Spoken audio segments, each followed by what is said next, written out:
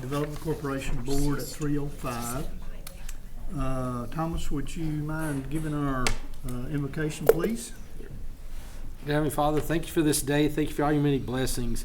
Help us as we make decisions today to use the wisdom you gave us, and help us make Odessa a great place to live. In Christ's name we pray, amen. Amen. Very well. You want to do the pledges? United States flag. Pledge allegiance to the flag of the United States of America and to the republic for which it stands, one nation under God, indivisible, with liberty and justice for all. Texas flag. Honor the Texas flag. I pledge allegiance to thee, Texas, one state under God, one and indivisible. Okay.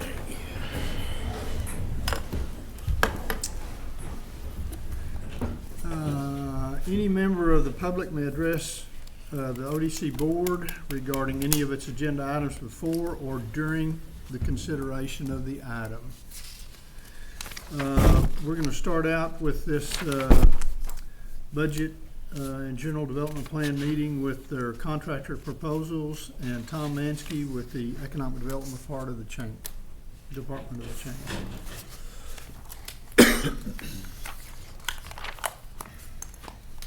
Good afternoon. Good afternoon. I believe you all have the packet, I guess, in front of you. I did bring some hard copies if anybody would prefer that. You probably have it on your screen. Just let me know if you want one. But you have in front of you your Economic Development Operations Contractors Agreement. Once again, we want to thank you. We've enjoyed serving you for 24-25 and certainly want to continue moving forward in 25-26. And certainly want to make sure that we're moving in the direction you want us to move to and what we're working on. And I feel like from input we've received from various board members, we're doing so and want to continue to do such. I know efforts to continually improve need to be out there all the time, and we strive for that. So you'll see our cover letter at the front page, and it'll talk a little bit about our year and some of the companies we helped in their NICS codes and things of that nature. One thing I wanted to point out, it's easy to mention the companies that actually receive an ODC grant for support, but you know, for the 5 companies that may get a grant in 1 month that we've worked with extensively, there may be another 25, 30 companies that either they're not ready yet to do an application and get a grant, or we just can't get them to do an application, but we did do a lot of things for them, whether it's provide community information, census data, sending them to the SBDC for better business planning, things of that nature. Or a lot of what we'll do is open doors with the different taxing entities, whether that's having them, introducing them to the county judge or here at the city and what have you. And so there's a lot more that goes on than just the projects that we bring before you that actually get funded. And so I'll move on from the cover letter and get directly into our plan of action. And actually what we did this year, we looked at, which we can certainly adjust depending on what y'all come up with in your 25-26 plan of action. We summarized the 24-25 plan in our plan of action. And then we put some goals. We kept it a little shorter than we have in the past, just to be more summarized, the direction we have in a little less detail. And so you'll see down there, obviously, continue to grow targeted marketing campaign. Item 2 down there on that page, establish a business expansion task force. Shouldn't be that tough a word. Item 3, create industry-aligned training programs. Item 4, develop a public-private innovation hub. Also, if you turn the page, item 5, monitor progress with transparent metrics. And actually, I had a little conversation with David earlier today. We're working to complete, and it's a priority, the kind of history of all the projects that have been funded through ODC and worked on. We're going to have that completed in time for when your budget goes to what y'all come up with here through these meetings to City Council. And we're also working on, which we're going to have to sit down with city staff to get some support on, is downtown infrastructure facade. I don't think there's a completed history on that, but we're going to try to compile one anyways. And I think it's just getting the right people in the room with some record keeping on that. And that actually kind of leads us right into the next one, which is promotion of downtown Odessa. You've asked us to continue the facade and infrastructure program. We're actually going to have another grant request in front of y'all at the August 14th meeting. If we can get compliance together one more time prior to that meeting, we may actually have 3 to 4 downtown grants in front of you. And so to tell you how busy it's been, we had a compliance committee meeting Tuesday, and we had 13 projects on there, and everybody on the committee said that is far and away the most they've ever seen for compliance committee. A few of those items were tabled. We're gathering the additional information compliance had right now to put those together, and hopefully the vast majority of those projects will be before you at the August 14th meeting. And so that's a little bit. I'll be happy to discuss any of the plan of action with you. I summarized it very quickly. I know you've got a number of other contractors here today also. And then following that is attachment B, and it will talk about the staffing. I've introduced some new team members to you. In our work program, some of the items that we're addressing with regards to business expansion and retention and workforce, we're addressing that with staff team members. And Monica's our new workforce person, Monica Schauner, and then MJ Martinez is our new BR&E person. I'm dropping the specialist because they didn't like those names on their titles, so wanted to keep everybody happy on the team. But as you can see, we have 6 people that work on economic development in our office. 4 of those people, including myself, work 100% of the time. And then following that, we have Valerie Leonard, who's the comptroller for the chamber, and she puts in, I believe, it says here 20% of her time is dedicated to keeping the books on our behalf so that we spend your money wisely. And then our CEO, Renee Earls, who is also in the audience, she spends approximately 35% of her time on economic development. And then per usual in the package, y'all requested a copy of our organization's board of directors. That's the next page following. And then what you all really want to see is the last page of the packet, and that's the actual budget. And the overall budget is 2% higher than last year. Most of that, a big portion of that falls on the staffing side. We added a new workforce person. We are at the same level as we were last year, but we've got obviously workforce is a higher paying position than the position we lost. You may remember Lindsay Simpkins was an admin assistant for us. We have budgeted to fill an admin assistant position in the budget in this request. We just haven't filled it yet until we know where the request goes. So we would be a team of 5, and so it would be one team member higher than it's been in the past. So that's probably one of your main changes. I can go down. If you look at that last column, it gives the percentage change. Some of those that are, significantly different. If you look at the total amount being requested, it's a small amount. On the staffing, it's a 5.6% increase, and obviously staffing's one of the larger amounts as part of the overall budget. A few things because we haven't addressed on your part, we lowered. Land development is one. Workforce programs, we dropped a little, but I didn't want to drop it much more now that we have a staffing position dedicated, wholly at that program. We don't know what that's going to look like yet. She's out meeting with people in the industry, and I know today she had a meeting with one of the associate vice presidents from Odessa College who handles workforce for them to talk about the partnerships we need to have. And so a lot of that this year is going to focus on bringing together training in business and industry. So without overly selling it, I'll be happy to answer any questions if y'all have had, I believe y'all have had these for probably about 2 weeks. Do it. Yes, ma'am. That's a shock. What? She has a question. Oh, Just one? I said a couple. Now, I was told y'all's limit as a board is 3 questions. There's more than that, we gotta at least get 5. But Peggy can have mine. I guess I was told wrong.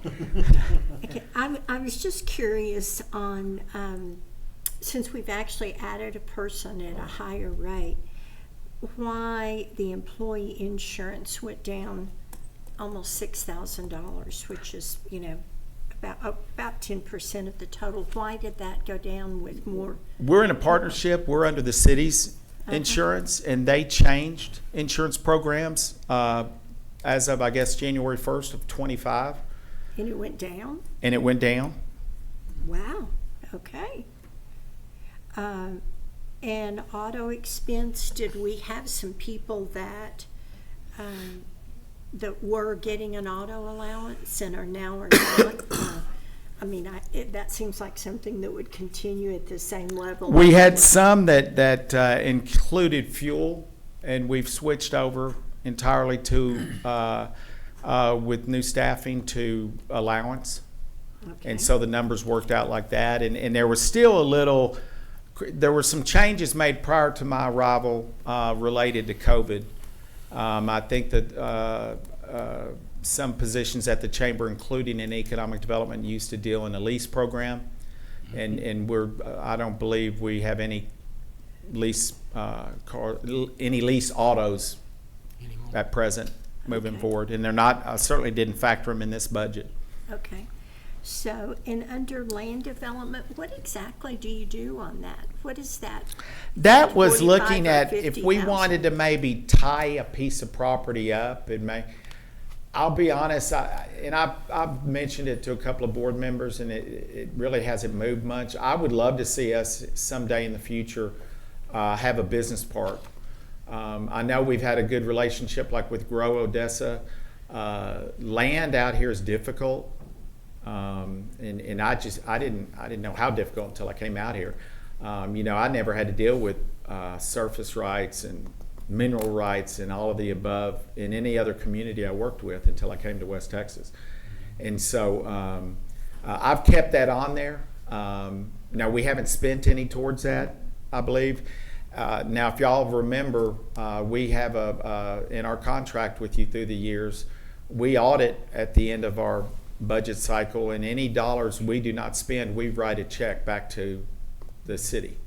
And so we've done that every year, and we have sent back a pretty good amount each year. And my first year here new, I was a little uncomfortable with it, because in my mind I thought, well, if we're returning that much money, maybe we're not budgeting very good. And I'm comfortable with it now, because I'm to the fact that, well, we kind of go up on some numbers because it's there if we need it. Prospect development is a good example of that. We may have a busy year. We've already had more site visits in 25 than we've had in any of the other years since I've been here. And site visits, when they come in and you've got a captive audience for 2 to 2.5, sometimes 3 days, you're usually buying their meals and things of that nature, and they can be a little expensive. I try to get them to. I just didn't know on the Yeah. land for 50,000 or now 45. Yeah, that's not going to buy any land. What kind of expense would that be? Yeah, if you wanted to put an option on a piece of property, depending on the size and location and everything, if you wanted to be able to tie up something, maybe to look down the future and potentially consider a business park or something. Or if we needed to tie up something for a specific project, it's just there. I think this is the 3rd year that request has been in the budget. I do not believe we've spent a dime yet. And so that's one of the ones that a check will go back to an amount will go back to the city. So, Kaylee, I saw her come in. Is she behind you? Okay. So, how does that come? How, does that come back to ODC's money? Yes. And where does it come into our financial? Usually it's under the other revenue line item, under the revenue. section. Anything that's returned? Yes. Okay. Well, it might be a good question to ask if Does the it need to board be doesn't in there? have a sentiment for being a property owner or a property acquirer or a property developer, then there's no reason to have it in the budget. I don't see the need to do that. I mean, I think we've got plenty of developers here. I don't think we want to compete with any of the developers. And I don't think this is what Tom's talking about, but I sure would hate for us to, I don't think we ought to be doing any kind of a spec building or anything like that. So I don't see the need for it in the budget, unless somebody else is, thinks that I'll there's mark that off my likelihood. wish list. No spec building. I didn't understand why it would be in there and what, I mean, it's I mean, a if- pretty good if size You number. refer to that park, are you talking about just a section of land, or are you talking about building a park with buildings? And define what. Well, you wouldn't build the buildings necessarily. You could incentivize through land. You build we did one in a previous community. We did a 384 acre business park. We put in the infrastructure, fiber. We actually, because 4A and 4B corporations can do this, we did a revenue bond. So we based future sales tax revenue into the Economic Development Corporation to pay off the debt that the EDO I worked for at the time took on to develop this park. Because at the end of it, I mean, we're talking, they spent maybe 384 acres, concrete streets, street lighting, fiber, the whole 9 yards, maybe $6 to $8 million, I can't remember, or $4 to $6 million. And then they chose to rather than provide cash incentives, they would negotiate land in that park. This used to be higher. I brought it down a couple of times. I'm not going to lose any sleep if you decide to take it from the budget. Yeah. Have y'all ever used it? No. Since Is he's he- been here, No, we haven't. Before you- In Odessa, Yeah, here. It's Not here. Before you. no. I mean, I don't even 50,000 think it was on the budget before me. 50,000 won't buy you an acre of land. No, I was looking at maybe tying it up if we had to. Even if we had to work with another developer or something, or landowner.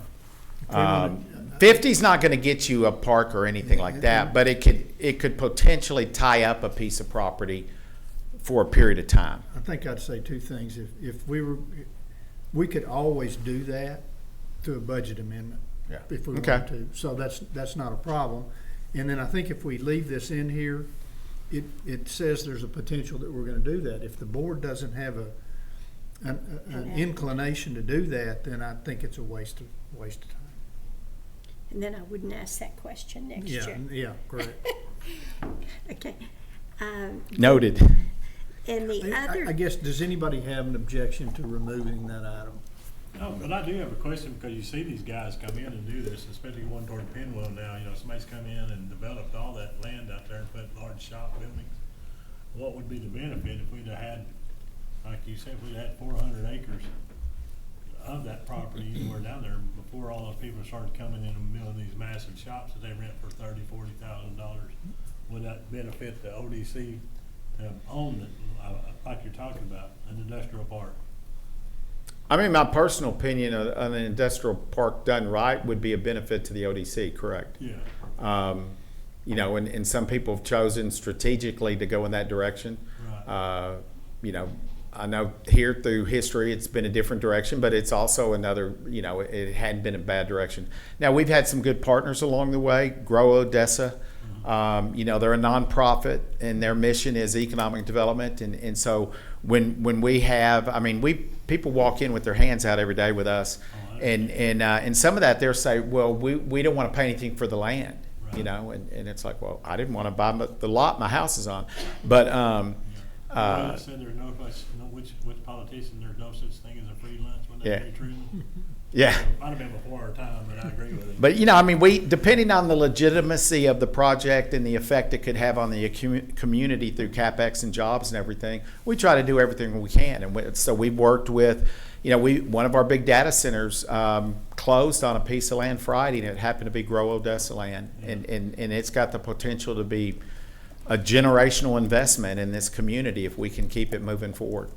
Not having this item in the budget wouldn't preclude us from facilitating quote-unquote Right, free yeah, land. I get that. Yeah. I was just kind of wondering, Yeah.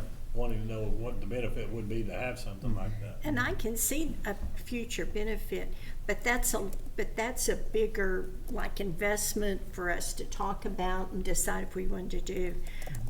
What about the workforce programs? What are those? The 60,000, what kind of workforce programs do we do, or? Right now, we don't have any specific on the table. And so, but up until now, we haven't addressed it as heavy as we should have because we haven't had somebody who's focused on that. So this is what Monica would do, would be Yes. putting together, working with the different groups to do workforce. Some examples of some other communities, they've had workshops on workforce, things of that nature. There's been, we've done the program before. I was on the TEDC's workforce committee this year that judged other EDOs when they made an award application for a workforce program. And the University of Texas has a project, is it called Back Home? Home to Texas. And so you can apply for that program. And so a UT student who's from Odessa can come home for the summer and work in an office. And UT will pay for there's some commitment from the chamber does it each summer, and there's some commitment from our office towards that program. A community that put an award application in to the committee I was serving on, that was actually the program that they put the application in for, and I thought, well, we're already doing that, and we didn't think it was like that big a deal to ask for an award. We've done it for 5 years. Yeah, but at the end of the day, even though it's small numbers, it's a workforce program, and so we're gonna, a lot of it is you look at what other communities are doing successfully. Would that fit in our community? She's already meeting with Workforce Solutions. What is our role as the chamber and ODC connecting business, industry, training, and the educational institutions? And we've been doing some of that, but now we have somebody that we can be much better at it. And I can give you a specific example. We did a business retention expansion visit to GCC, the big cement manufacturer. And when we're sitting there talking to them, we're asking them about their issues. And they said, well, we've got a training issue. And I said, well, you want to describe that? And their general manager told me what it was. And I said, well, have y'all talked to OC? And he said, we know they do this stuff. We know they're over there, but we don't know who to talk to. And I said, well, that's why we're here. And so we connected them with Christy Pruitt, and they got to work through that issue. And so that's some examples of what the programs will be doing. And I think we haven't had a full-time person dedicated to that, and we've identified workforce development as a key thing we want to do. So I don't have any problem with it. I just didn't really understand what the money's spent for. And I think maybe this first year, you don't know what it's spent for either, but Monica needs some seed money to be able to do some things. Yeah. And next year, I would think that we would have some detail on what that is. Definitely. And Okay. like I said, if we don't spend it, whatever's not spent, I have a feeling some of it's going to be spent. It'll be returned. Yeah, okay. I really just want to know how you spent it, what it is, So, okay, that's all my questions. Thank you. On advertising, you've got a budget, and then we've got a budget. We're using the same people, aren't we? Yeah, and some of this is specific maybe to a trade show or what have you. That's another one. We don't spend all of it, but we've had some on the side. If there's a program we can jump in and utilize, or promote that maybe is not in her core efforts, of what Current Media Partners has communicated with the board. We don't use a lot of it. I think there was something we did this year, I can't remember. But a lot of times, and our partnership's really good. We meet regularly with Christy and Brittany and their team.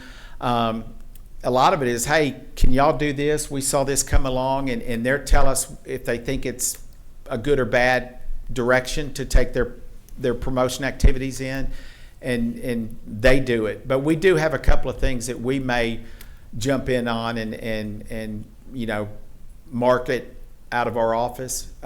We don't spend all the money, it doesn't happen a lot, but we've had it there. I was just wondering why we had advertising in two different And areas. this budget line item is not anything like their budget. Well, I know, but I was So- thinking it's small compared to the other, so I was just curious if we're being redundant, but y'all are using it in other areas besides. Your Yeah. Okay. Any other questions for Tom? I have one more about the compliance committee. How often do they meet, just as needed? Typically as needed. We've had kind of a set day that we've tried to utilize the last 6 to 8 months. Sometimes we have to move it because, we've got to be able to have a quorum. Right, I understand that.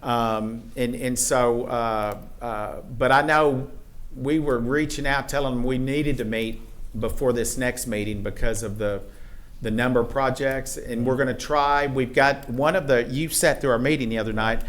One of the projects that was on the agenda was a downtown facade infrastructure grant, and they didn't have the second bid they needed to have. Right. And so that was the only thing they were missing. So our homework was to get that in. Well, we got that in today, this morning. And so we're going to probably try to bring them together next week, Tuesday or Thursday, probably if we can. It'll certainly should be a shorter meeting. Right. But the questions that came out on the 4 different items they tabled, we're trying to get all those answered prior to whenever we try to get them together again. Yeah, okay. Yeah, So- because it seemed like now, correct me if I'm wrong, the last meeting was April, so we had May, June, and July, being May and July, but. it was like- That is a combination of we didn't have projects for them to look at, Yeah. and getting them together. Yeah. Well, Yeah, I we understand. had a tough we stretch meet- for a little while just getting a quorum together. Yeah, I'm not scolding anybody, Yeah. but we meet once a month, and I'd like to see them meet once a month. Initially, we were trying to meet on the 4th Thursday of every month.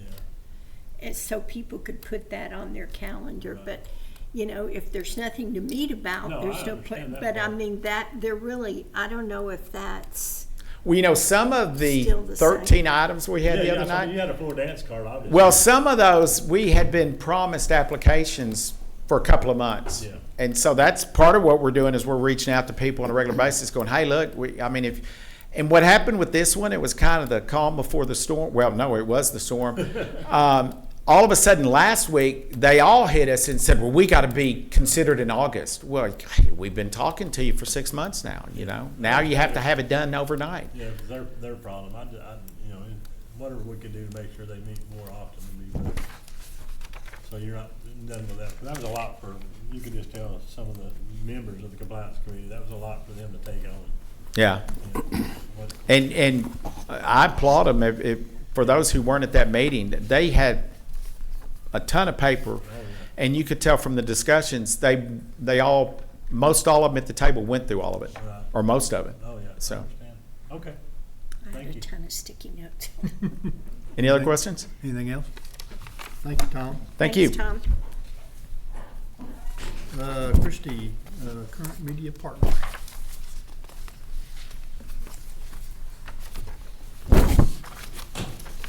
Hi, good afternoon. We have a presentation, but I think in the interest of time, if it's okay, we'll just hit the high points on our proposal and answer any questions. Okay, I think we'll dive in. The first few pages are really talking about last year, most of which we have covered in our reports. So if we flip over to page 5, of our proposal. Just a couple of things. So basic goals stay the same. I mean, our goals are basically to bring new businesses in, both from outside the area as well as let our local businesses know what is available through ODC. Workforce development is always a goal. That's always something that we focus on, and also the ease of doing business. Skipping down a few things, we'll hit just each section. The website, we continue to maintain and update that. I think I've mentioned to the new people on the board, we use a company called Golden Shovel to maintain the website. So some of the fees that you see in their budget are from them. When we first looked at it, they seem a little hefty, but they provide a lot. They also provide a lot of content on things that they are getting nationwide, and so that they've been really good. We meet with them monthly to make sure that that website stays up to date. So that's been very good. They also help us with articles, content that we kind of add our own spin to, but it's been a really good partnership, and that's what you'll see on some of these line items. Some of the digital targeting tactics, I'm going to let Brittany talk to you. We have a new one. We have a couple of new asks this year, and one of them is a digital tactic. So I'm going to let Brittany kind of talk through that with you. Okay, so the majority of our spend is in digital advertising. That, I know we've talked about this at probably just about every meeting, but it allows us to finally target our audience nationwide. And so the new one this year is paid search. And that is one that after meeting with the marketing committee, it kind of jumped out as an opportunity that we have.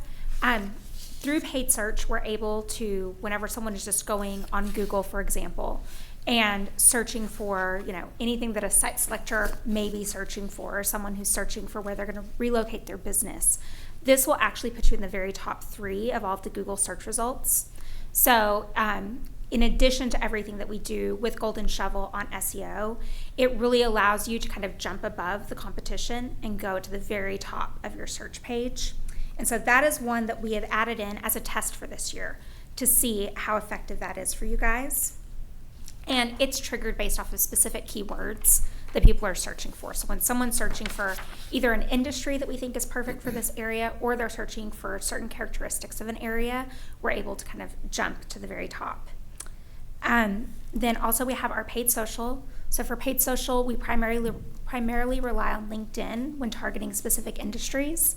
And then we utilize Facebook whenever we're looking at business retention and expansion. And then also whenever we are really pushing our workforce efforts. And so we tailor those to the medium to the platform that's the best for the audience that's there.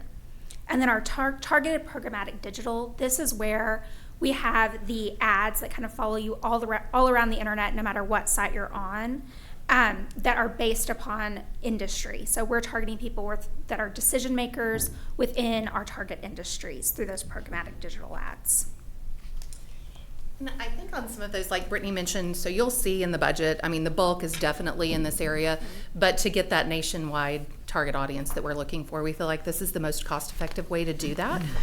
So we wanted to point some of those things out too. On the traditional side, last year we dialed back the publication ads that we're doing, and I think that we're at a pretty good level. So our plan is to kind of keep that like it was last year, so that we keep a presence without going overboard. So I wanted to mention that, and we still look for some things in the local market. We did do the things with Channel 9 this year, so if we find something, we do have budget allocated to do some special things to the local market. So far, some of the programs that we've started, like the Echo Dev 101 and some of the things that we're doing on our website and social, we've been able to handle those without using much of that budget. But it's nice to be there just in case we have that. So wanted to point those out. Trade show marketing, this is something we've reported on, where we basically, we geofence the trade shows that Tom is going to, and then we serve ads back to them. So I think those are still good things to do. So we have a little bit of budget in there for that. One change this year to social media, I mentioned the board last time, with Lindsay leaving, we've taken over the management of social media, at least for now. So we're going to be providing calendars to the staff to make sure that we have everything, and just managing that on a day-to-day basis. PR. Do you think that's a good thing? We like it. We like it because we're handling so many of the other things that it helps us keep it consistent. We were working hand in hand with Lindsay before, so I mean it worked well both ways. But yeah, in fact our budget didn't go up much to handle it, So it's a for little- next year. It's a little more seamless, I guess. It is. what- It is. Yeah, it's just one more tactic that we're plugging in and making sure that we have. PR, we keep a contingency budget for PR for announcements, for things that come up throughout the year. It's a fairly small budget, and I'll talk about that in just a minute. Video and photography. Video has been a great performer for us on the digital ads, so we want to keep at least once a year, if not twice, getting those testimonial videos up to date, interviewing new people. We've been talking to the mayor. He's one of the next ones on our list to interview, and then we'll add some others to that next round, just trying to get the dates to work out. And then photography, we always like to have a photography budget. It's always good in our ads or in our social when we have more custom photography than using stock images. We will use them from time to time, but if we can do the custom photography, it's always better. Collateral and graphic art, that varies. If it's brochures, if it is annual reports, things like that, but most of what we're doing is just design and very little printing these days. Daily monitoring, in case I haven't mentioned, we bill this monthly. We actually have a woman who gets up very early in the morning and monitors all kinds of different things for us, and we have those really by the time we wake up. So that helps us with our social media content. We used to send that to Lindsay, but it's also good for articles and also keeps us in the know. And it's better than just a Google News alerts because it's more localized, and we're looking at some of the smaller publications as well. Metrics and monitoring, we are constantly looking. Brittany's always looking at the digital and constantly evaluating that and optimizing that to make sure it's working and switching things if it's not. And then the contingency. So like I said, the two big things this year, we added page search to the budget, and then also we added a $50,000 contingency with all of the projects that are going through the Economic Development Office right now. We thought it might be good to include that absolutely to your, at your discretion. But if we had those funds, if one of those comes to fruition, we would have some money available to go ahead and run extra trade publication ads, kind of shout it from the rooftops type thing. If not, we wouldn't touch that budget. But that's what's listed in there separately, just for your consideration. And I think, did I catch everything? I think that's just the high points of ours. And then if you have any questions or want to look at the budget. Christy, the 5 target industries that Yes. you always refer to, are those the 5 from Ray's study? Those are not. Okay, So what are those? what those are, we did a target industry analysis about 18 months ago, also through Golden Shovel, who does the website. Okay. They did community interviews, they did surveys, they did a lot of research. This was probably an 8-month research project. And this came from that. We provided them with Ray Perryman's research to update that, but they were an economic development group, so we were able to do that pretty cost effectively. Most of them line up with what he had. There were a couple of new ones. So honestly, what we do is we go off those main 5, but we still have the list from 2017 when he did his that we also refer to. And I know that that's part of the general development plan that you guys are talking about too. Well, I noticed in last year's general development, I was going through it, that there were 5, but they weren't like the same ones That he had, exactly. right. And I didn't see it in this year. Maybe I just missed it. Is that it? Is that in the, okay. The Golden Shovel target Yeah. industry. Okay. I think it's good to look at both, and I think once you guys look at that, also know that our budget, especially with the digital, it's very adaptable. That's one thing Brittany wanted to point out. I mean, it is, if we look at those and say, hey, we don't want to focus as much on this target industry, but we want more here, we can do that. But then the next codes that we're looking at, they're generally in those 5 areas, but we keep that 2017 report available too, because I think a lot of that information is still good. And quite honestly, at the end of the day, manufacturing is what rises to the top with both of them.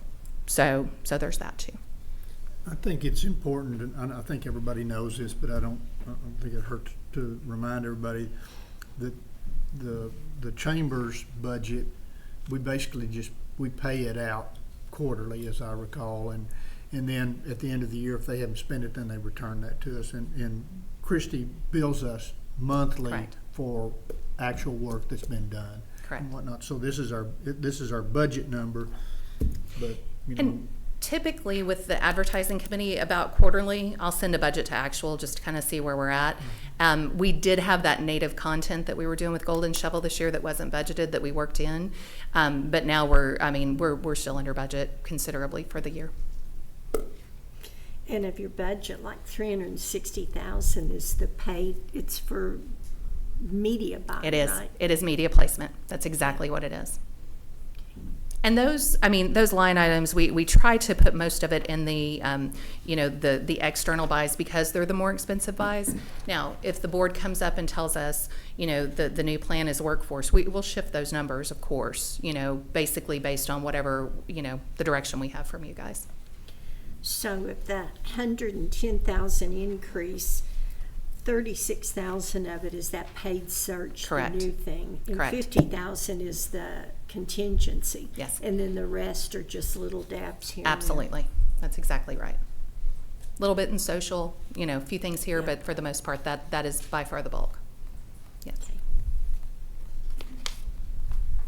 Any additional questions? I think Ronnie and I's input is really showing up. I think they're taking to what we're saying. We're glad to have it, so that's good.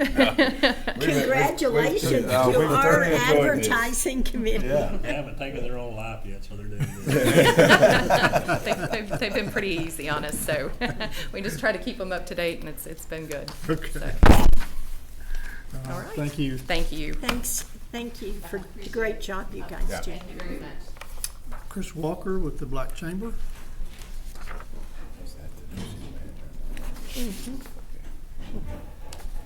Good evening to everyone. Hello, sir. It's just short and simple. We have, ours is a little different from everyone else. We're basically cheerleaders. That's what we do. We support the home team. And as you can see, pretty much we work with what we were given from the beginning, which is our, basically only thing that really has changed, we've kind of broadened our horizon with our concept. We've really gone outside, we're reaching outside of I know Odessa is our primary area, but we are to the point now, we have some small businesses in Monahans. I did say that right, businesses. But we have some in Monahans that we've reached out to, and we're bringing those in as what we did with our scholarships. We went Permian Basin because that concept is in our name. So, but our primary is, to be basically aim to extend impact across the Permian Basin. And, we wanted to reach out to more little small organizations, companies, entrepreneurs that didn't have the know-how or the ability. And we're still pretty much educating some of these smaller businesses because we will get them in and they're not familiar whatsoever with the process of going through this. So we're pretty much going with what we have each year. We're a conduit to the Odessa Chamber, to the SBDC. We encourage, we strongly encourage most of our, even if they're not a member, if they're just a small business, we encourage them to use the services of the SBDC. That's what Tyler's there for. Walk you through the process. And then once, I think it's an intimidation factor as well. They're so small that they don't think they really count or they don't matter.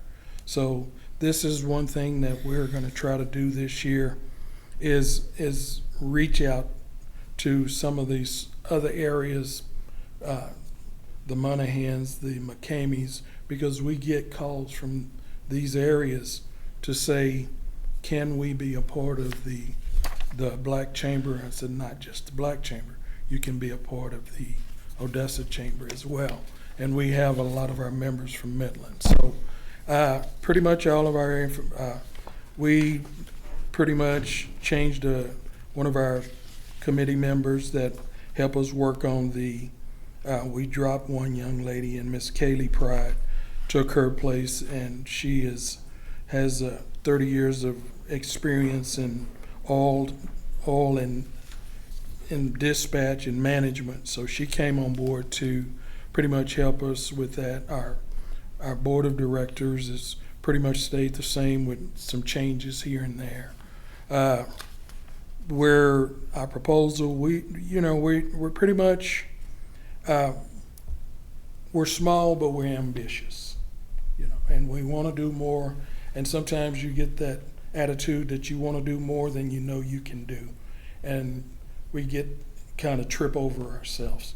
But we're going to pretty much help everybody that we can. I know this year we're going to team up with the Chuck Wagon Gang. We're going to help them with the All Show Again. And we're going to help with different organizations. So we're going to, try to bring as many companies, entrepreneurs, to the ODC and we should have kind of set a goal. We said this year we may do, our limit is maybe 10. I know that's compared to the other chambers, that's not much, but for us that's a big number. So we're going to kind of prioritize to the point that we're going to go out and use the monies that we have. We go out, we support events, we sponsor events, we promote Odessa, the city of Odessa, the ODC, the Odessa Chamber, and pretty much that's what, when we were kind of put in that, that's what we were kind of here to do, is kind of promote and basically promote Odessa, the Chamber, the ODC, and then the Black Chamber. So that's, we're trying to stay in our lane, and but I always say we're going to fit in where we get in. So any questions, and I know it's, it's a lot here, but we're going to try to do what we can and what's asked of us. And our budget is not very much. We receive our annual $50,000, which we have pretty much. We don't have a lot of. You can't do a lot of, hire a lot of manpower, but we have a lot of volunteers. So most of it is our secretary, our administrative assistants, and then we have a young lady that does our calendar each month, and she's 1099, and she does the calendar events. So any events that are taking place this month will be in that calendar, and it goes out to anyone that wants to know what's taking place in the community, in the city. And a lot of times we include everything from the SBDC to the Wagner to anything. Everything is encompassed in that calendar. So we try. Yes, ma'am. Ms. Chris, do you have other revenue sources? Do people pay to be a Yes, member we of have this? we have memberships. And we're one of the only chambers, I think, in the area that has individual memberships, and we have business memberships from 0 to 9, from pretty much 9 to 18.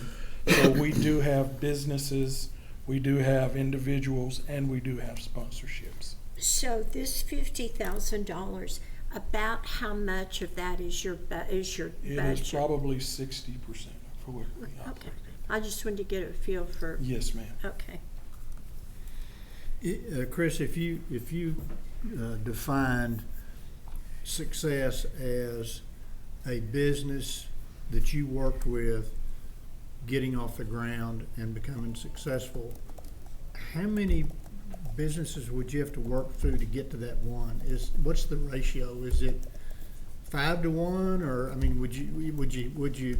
I mean, it seems like to me the number would be less than the number that you typically work with. Because a lot of them they can't follow through, or they don't have the ability maybe to you know, maybe to get a loan that they need, or to get funding that they need, or that, you know, just doesn't work out. You know, they see it's too much, it's an over, you know, it's just a big thing for them to try to get through. And what would you guess the number, that ratio would be? Right now, I would say probably 2 out of 10. Okay. Because in that, I'm using actual numbers.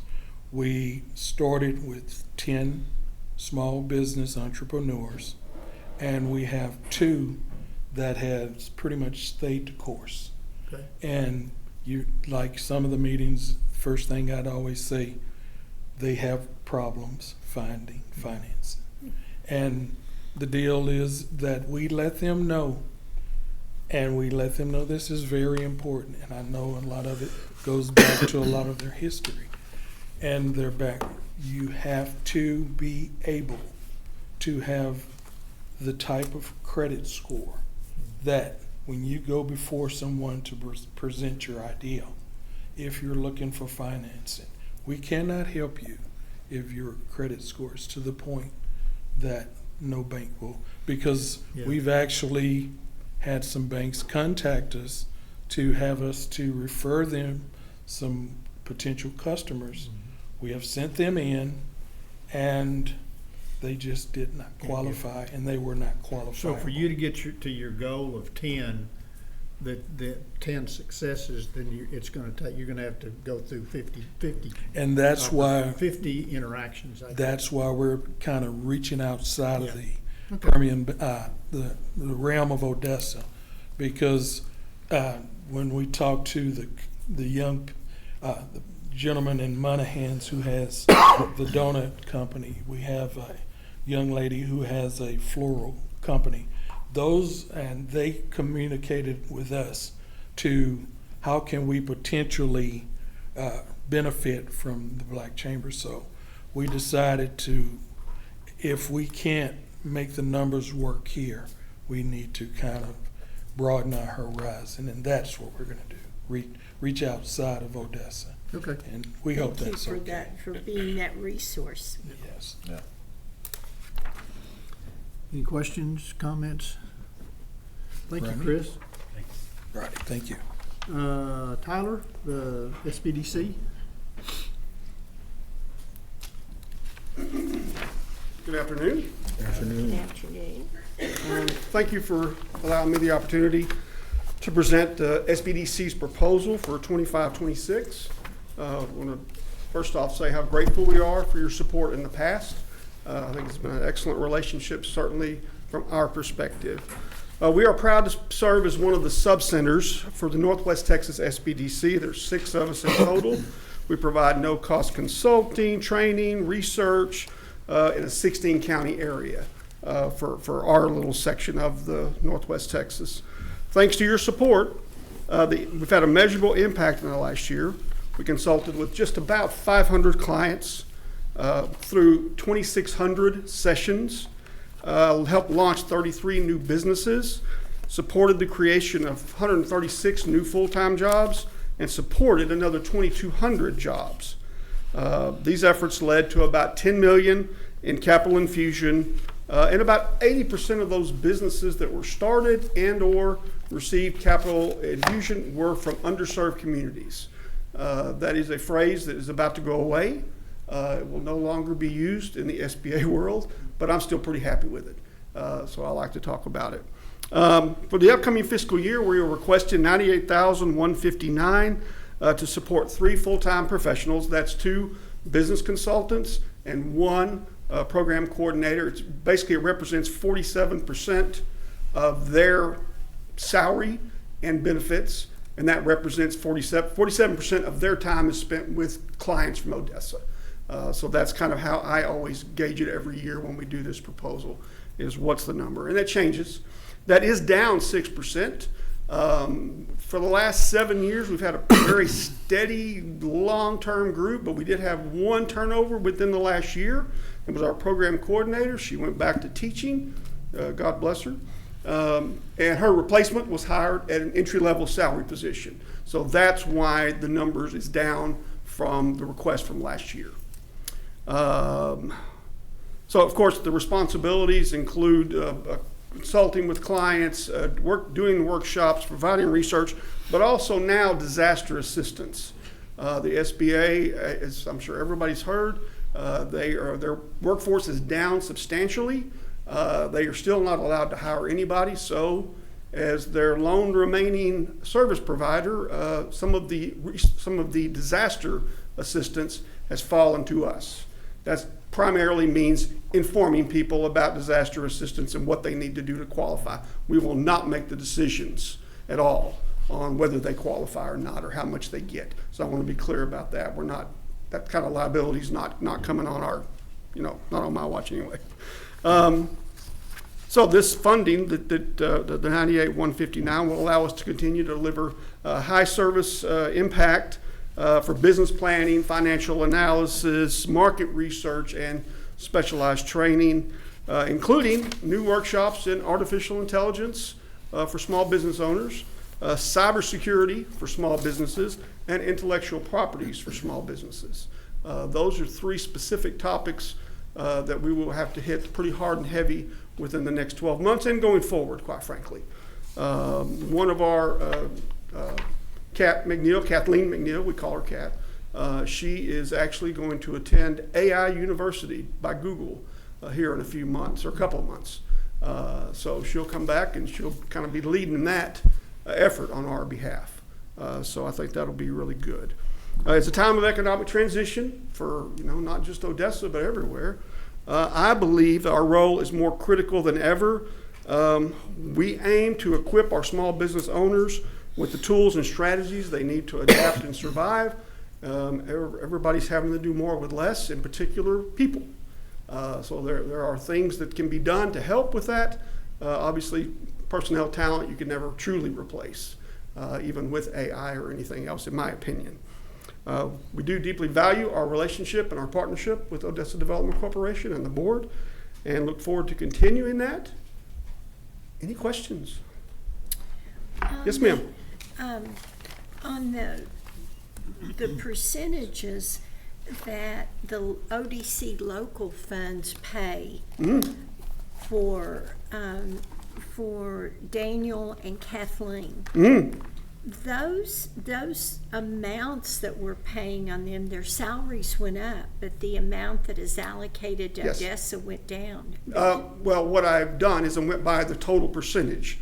So if 47% is what we've had from Odessa clients in the last year, that's what I took of their salary, and that's how I defined it. So that will change slightly from year to year as the total percentage of clients from Odessa changes from year to year. A couple years ago, it was 52%. This last year, it was 47%. I think, 47%. I think a few years ago, it was actually 46%. I'd have to look back. So that does change their salaries overall. So SBA kind of controls what I'm allowed to pay people. So that is, to some degree, the range is determined by that. So that's why you won't see anything more than about a 4% increase for anybody in particular overall. That's what that's based on. Okay. Well, I was just amazed that what we pay actually went down. What you're asking from us this year actually went down. Yes, that's, From again, last year by we have 3 people. $7,000. We have 3 people. One of those 3 people left us last year. So her replacement was hired at a lower salary. So 47% of the lower salary is what I've asked for her specific position. So that's the primary reason. By the time we get around to actually through the end of the year, the amount of money we actually spend, as opposed to what we requested, will be closer to what I'm requesting for this next year. So. Okay. I didn't want you to shortchange yourself.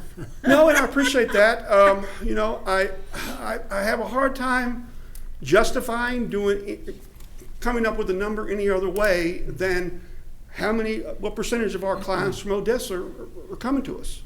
I really don't know any other way to fairly, come up with a way, a philosophy on how to do it. Okay. So I've always done it that way. And again, it varies from time to time, but. Any other questions or comments? Thank you, Tyler. Thank you. Does SBA pay you on a different level? I am paid through the state of Texas. Okay. So yes, the way that sorry to interrupt again. The ODC represents about 30% of our overall financial budget.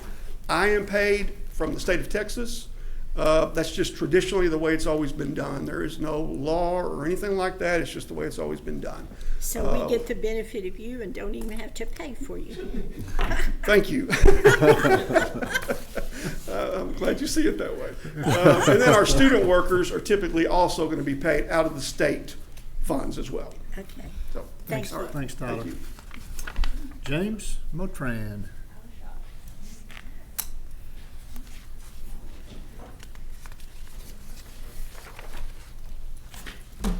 Well, thank you for the opportunity to be here today. Our budget that's in front of you is the same as it's been for the previous 6 years. Primarily, of course, we focus on infrastructure. Your part of that budget has historically, maybe a little bit different just in the budget in front of you, but what it ends up being is about 25% of our budget. Your 25%, there's an equal amount from MDC, and then the rest of that works through grants or other membership funds within our organization. So one of the things that we try to focus on a lot, and you've heard us talk about it, and your leveraging program is leveraging. And so that's one of the benefits that we bring to the table, is being able to spread these costs. I know Chris was talking a little bit about some of the outlying communities.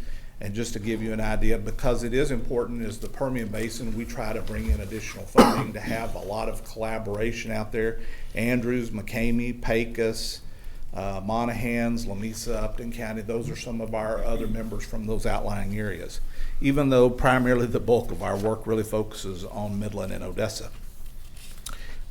One thing too in that partnership though is that we're a little bit of a clearinghouse.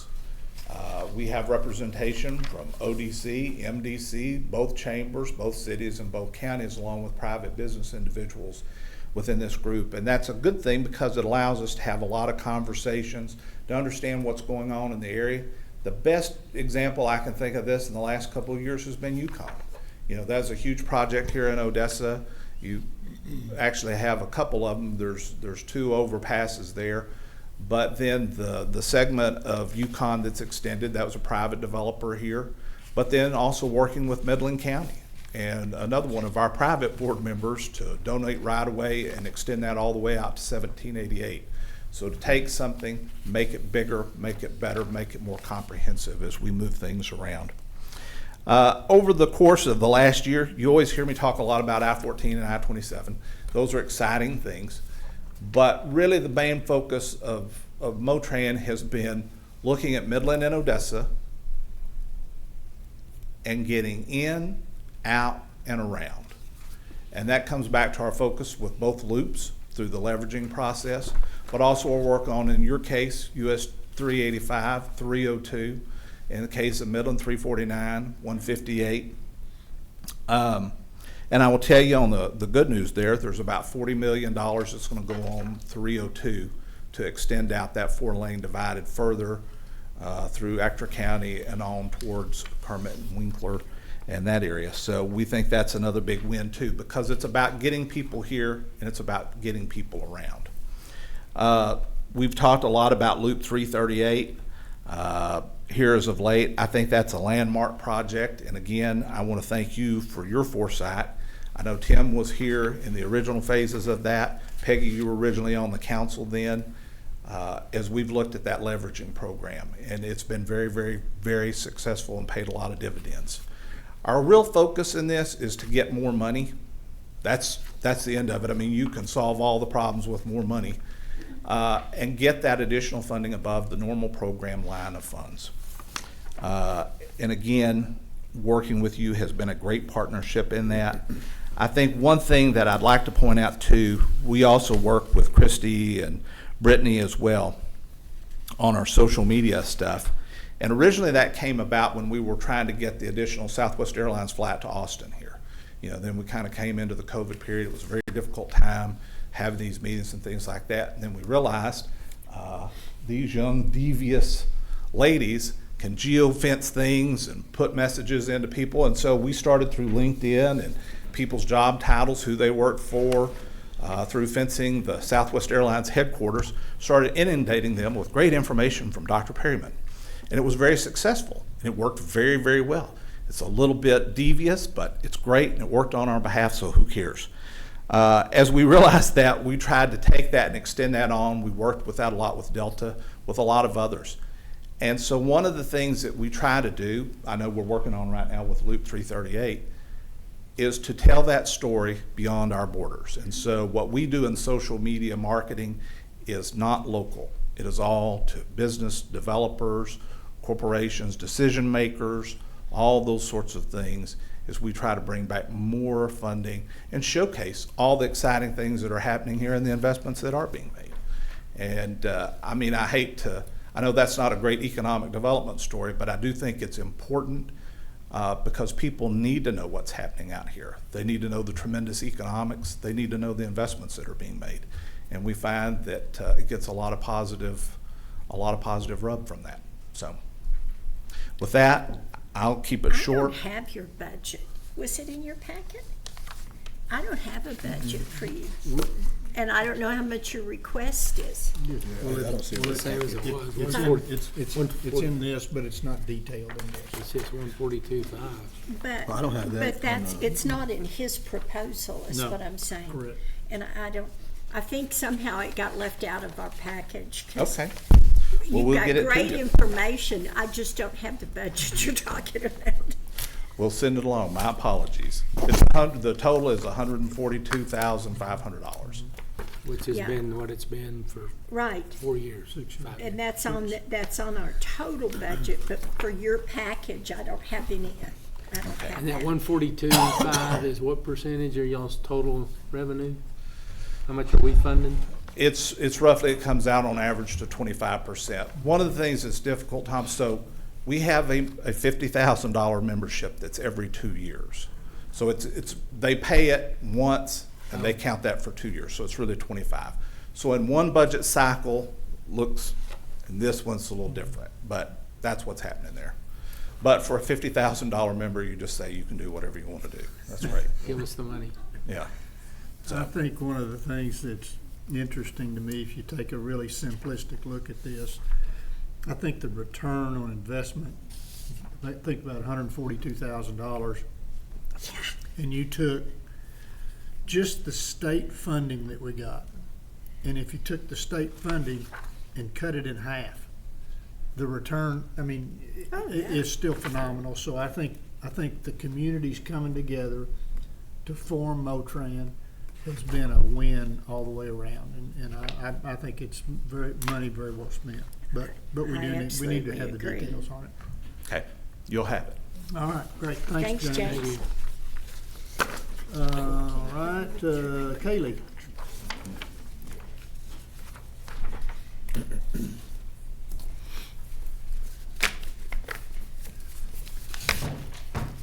So, on the administrative services, I'll talk while I get set up. No really major changes proposed from the city side. Finance will continue to prepare your reports and provide the accounting for the sales tax. Legal will continue to provide their same services. City manager's office will continue to work with Tom and his group to bring those abatements and the 380 agreements into the picture.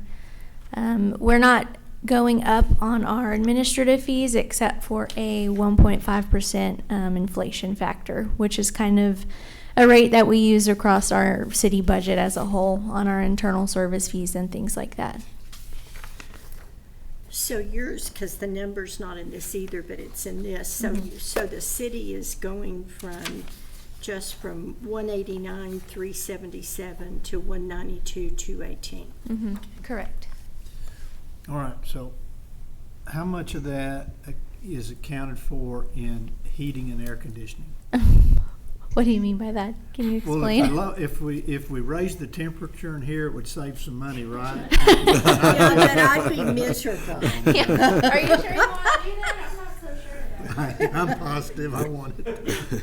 I want you to increase the budget by furnishing drinks to this board. Yeah. Like just water. We have water in there. Do they not offer In y'all little, water? no, we can't even get in that room. Oh. Yeah, we can't, the security's too, the Yeah, we have a heater in the there. security's too tight for us to get in All the right, room. someone take note. Okay. I can get around security if you need that. Okay, so I think here, next up is the budget. I would like to start by explaining the 5-year reserves forecast model, because that's gonna tie into the numbers that you put into your budget. Yes, ma'am. Let me ask you one more question on this. On your annualized actual, did you annualize what month As of for your budget? this month, June, July. Do we have financials for June and July? No, but I have in the system our actuals today. Okay, because I couldn't make those numbers work from what we had. Okay. Okay, so here in front of you, we have prepared a 5-year reserves forecast model. This is supposed to be used as a tool to help the board make decisions on what projects you want to take on. This will also help you decide what figure you would like to utilize in your budget for incentives. And so this was in your packet. Let me zoom in a little bit because it's really not very big. And I'm going to bring up our, here in just a minute, our assistant city manager so he can walk you through a piece of this. But just to start off by showing you what you have in front of you. So the model here is projected out over 5 years. We start here in 2025. We begin with your fund balance. Okay, so as of the end of this year, you are projected to have approximately $100 million in your fund balance. That is partially reserved, as we all know. You don't just have that floating out there. So this model does account for that. So we add in your forecasted sales tax income for the rest of this year, and this is based on year-to-date numbers. We add in the remaining projected investment income, again, based on year-to-date numbers, to get your total available resources, okay, that you will have at the end of this year. In this section here, you have all of your operating expenditures, your business incentives, your capital infrastructure projects, which are your DJK, Wacom, ICA type of grants. You have your facade and infrastructure.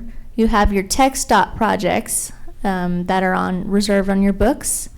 And then you have any workforce grants, which would be Odessa College, UTBB, those types of things. So in each period here, these are the projected amounts that you will pay out for each specific line item. So this line item here, business incentives, in 2026, I am projecting you will pay out $2.5 million, and that is based on agreements you have on your books today. So this will be a living document. As you take on new projects, new things like that, this will change. And we do plan to show this to you regularly throughout the year so that you're constantly aware of where you're at, okay? Down here in this section, so far we have your available resources minus what you're planning to expend. Down here is where you have what is reserved, okay? So again, all of this here is what is on your books right now. So you've got, starting from the bottom, there's the UTPP and OC, what we have not paid out. Here are all of your TxDOT commitments that are on your balance sheet, and same for these, okay? So the way this model works is as the years pass by and you spend $2.5 million in business incentives, your commitment goes down this year, okay? So it's capturing your incentives all along the way. Down here is the interactive portion, where we have programmed the spreadsheet to allow for input. And I want you to look at this number here. So that if you decide to put $400,000 in projects, it reduces your remaining unrestricted amount. So as of right now, let's look at this blank one. And then we'll switch back. You're projected at the end of this year to have $45 million in remaining unrestricted fund balance that you can assign towards a project. What we'll use this spreadsheet for today is to talk through some of your philosophies on how much you want to put away for projects. I did put a figure in here as a cushion because I have heard that sentiment expressed amongst the board that you want kind of a safety net of funds in case a big project comes along. So that's already accounted for and taken out of this unrestricted Yeah, number. I think we probably ought to change the way this is labeled, and it probably should be like minimum reserved fund balance or something like that. This you're talking about this Right 25 here, million, right? minimum. Okay. You're talking about the 25 million, right? Mhm. So, and I got two comments here because I've thought about this a lot. This number basically came from me. It's an arbitrary, it's just a plug number. I think this board needs to determine, and we've talked about this a little bit in the past, I think the board needs to determine, for all practical purposes, how much dry powder do we want to have at any given time so that if a sizable project is an opportunity for us, that we're able to award a sizable grant. And I just came up with, this number could be 10 million, it could be 25 million, it could be 50 million. Well, I don't know what the number is, but I just arbitrarily came up with 25 million. The largest grant that we've approved in the past has been the Nacero grant at 20 million. And so I just kind of ratcheted it up a little bit. So that's where that number comes from. Now, when you look at this, tell me if I'm looking at this wrong, Katie. We're showing $25 million every year, but that accumulates, right? No. All these She's showing a others, balance. all She's these showing a others balance. roll. Okay, but so that this one is number, so this number is a static number. Yes. Okay. But I think it ought to be something like, we ought to change the name of it to minimum reserved. And I don't know, I don't know how to just, I don't know what to come up with on that, but it ought to be reflecting, we don't want to spend this without knowing that we've dipped into it at some point. So if we look at our financial statements right now on what the research,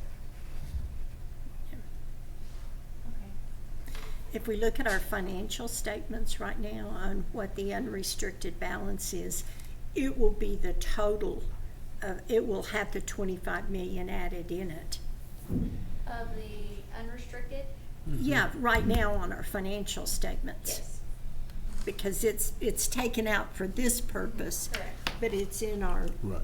And we Okay. used to budget every bit of that unrestricted as business incentives. That's the way we used to do it. We did that every year, and so we ended up with a zero budget at the end.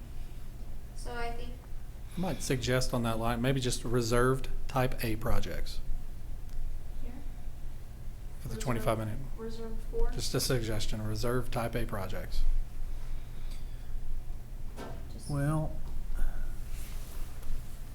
I don't know that conveys, Aaron, what I'm trying to make sure that this board agrees to, and certainly the citizens understand, is there's a lot of talk about how much money we've got. You know, there's a lot of people in the community, in fact, even there's been some council members who've said, well, they got $100 million over there. Well, we don't, because a big portion of it's committed. I think we ought to isolate something that's basically reserved for a really big project that's going to require a very large grant. And I don't think it's the $25 million wouldn't be in my mind, wouldn't be Just a $10, time. $2.5 million grants. Should we put the word significant in it? Yeah. Potential reserve for significant project? For future significant project? Yeah, maybe that would do it. We need to think about that anyway. I don't disagree with that at all, but because we have a business incentives line those all should comply with the type A Type A. restrictions. But the way it's called right now, it's confusing with what our reserved fund balance actually is. I mean, it's a separate line item.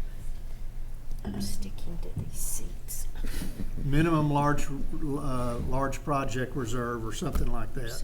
Something that sets it Minimum aside. significant project reserve or something to that, I think is what we ought to have in there. So that we're constantly trying to understand, hey, when we go through this, we're going to add projects to it. Every time we get a grant request before we approve it, it's going to get plugged in here, and we're going to know where we are on all our restricted and unrestricted reserves. I just think Because they ask at compliance, what the dry powder is the other day. And so I took that number off of our last financial and said it was like $52 million.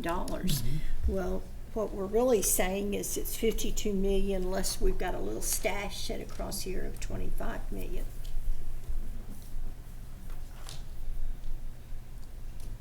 I'm sorry. I was fidgeting with a number because something got deleted.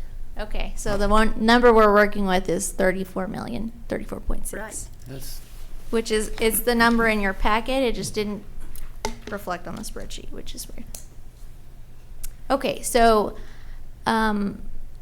any more questions before I have Aaron come up here and talk about a city request for you to consider?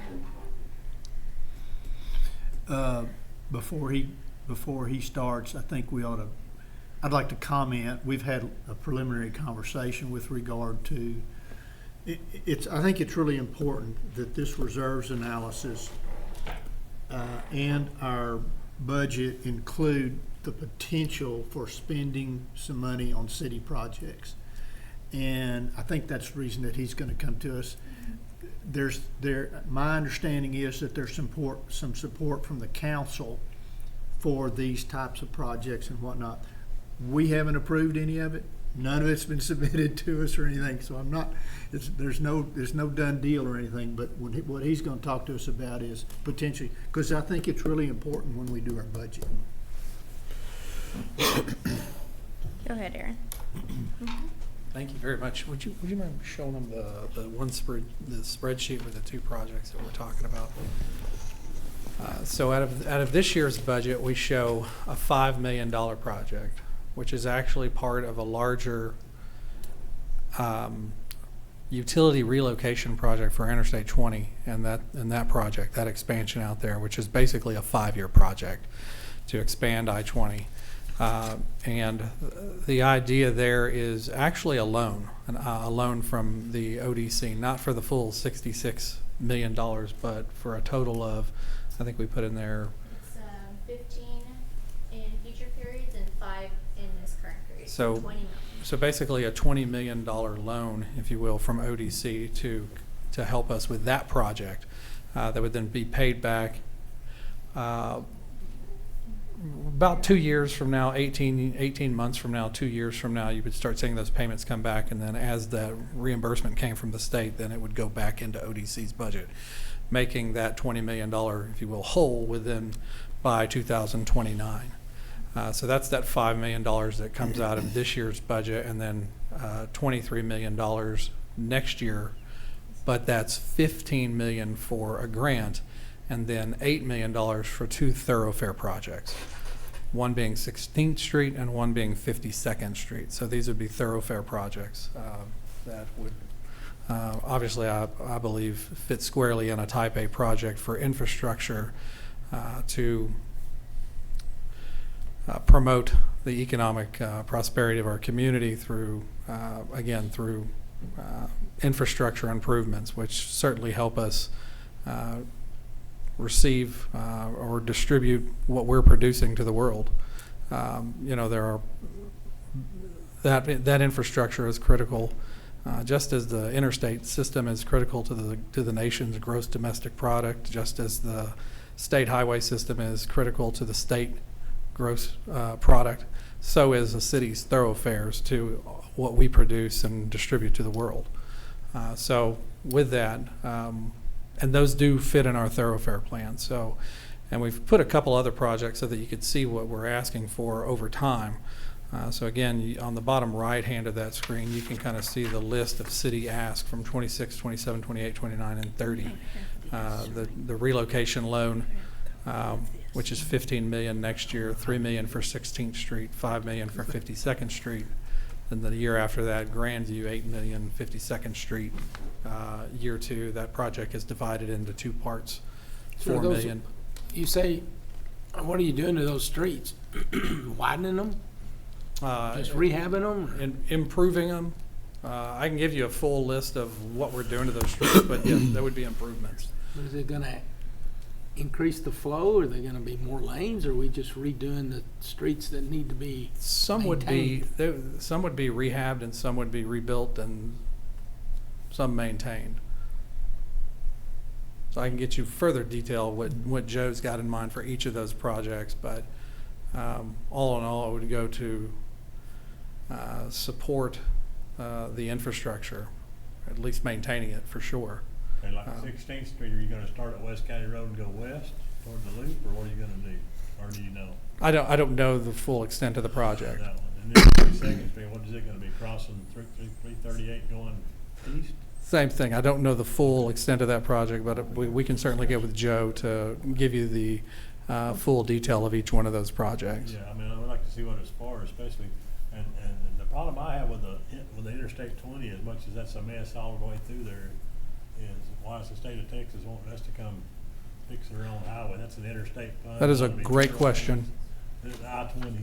That's a phenomenal question, a great question, and one that they have billions. That's what I said, billions. They have billions and billions of dollars sitting on the side, and we have tried every which way we can to get the state to front that money, but they see that as a project for the municipalities to carry out. Well, I think. But it is reimbursable. Yeah, But nonetheless, They'll eventually reimburse that cost, but Right.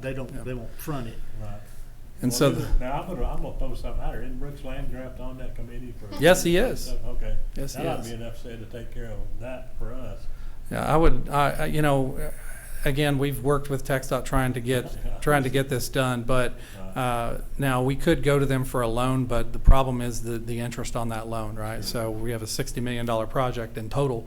You know, 4.5% interest is what they've promised us, but still 4.5% on 60 million is pretty substantial for us. I understand. But as far as the detail of each one of those projects, I think we'll probably get that to you probably by Monday, I would think. Will Joe be back by Monday? Yeah, so. Well, I'd like to see what it's for. I don't think I think you're gonna come back to us and make a formal request. Sure. That says, we want this loan, here's the details associated with it. Yeah, we'd be then- happy to do that. And here's the repayment. And then I think the other thing that you're gonna do on any of those city street projects is you're gonna come to us with a specific request that says, here's the cost of the project, here's what's gonna be done, here's the extent of it, and all that kind of stuff. Be happy to do that. So if we plug money into our budget, all we're doing is saying, that's an opportunity for us to approve, but we're not committing to it Right. at this point. No, your We just formal want- budget We just wanna approval. make sure we earmark it. When is your formal budget approval? It goes to council for final approval the last Yeah. meeting of August. Yeah, so be happy to do that. We'll get you the full details of all those projects. Again, we just wanted to put these in front of Well, at you. least the ones for 26, so they'd be in that budget. Yeah. So, That's The rest correct. of them, Kaylee, are these when we're talking about the loan part, Yes, sir. the way that these hit each year, is that net of the reimbursement that we anticipate getting or not? So I'm going to answer your question, I think. Let me know if this doesn't answer your question. I factored in the reimbursement to you all in your revenue portion. So it comes back to you in this top section here. So in this model, we put the full 20 million reimbursed in 2030, but like Aaron mentioned, we'll be reimbursing it along the way as we go. Does that answer your question, David? If not, ask it again and I'll try again. So you're saying, Can you scoot over where we can see what that line says? Oh, Because sure. what we have doesn't have that in it. There you go. It's this one right here. TxDOT loan reimbursement. So it's not in there each We year, don't- it's gonna be all at the no, end. it's lump sum. Yeah, I see that That- now. Well, it's not in what That we other had investment anyway. income, the line above it is What what? was You sent didn't to get this us. part. Yeah. Say that again, this That one? plus remaining project investment income, what's that? Where are we getting that money from? The 4.5, the 3 million, the 3 million? Remaining projected investment income, that's your investment earnings, That's your just what we're interest. investing in the bank. Yes. Okay, so then the TxDOT deal doesn't show up till 2030, all at one time. It'll show up along the way for this model because we don't have a set reimbursement structure in place with TxDOT yet. It's still preliminary.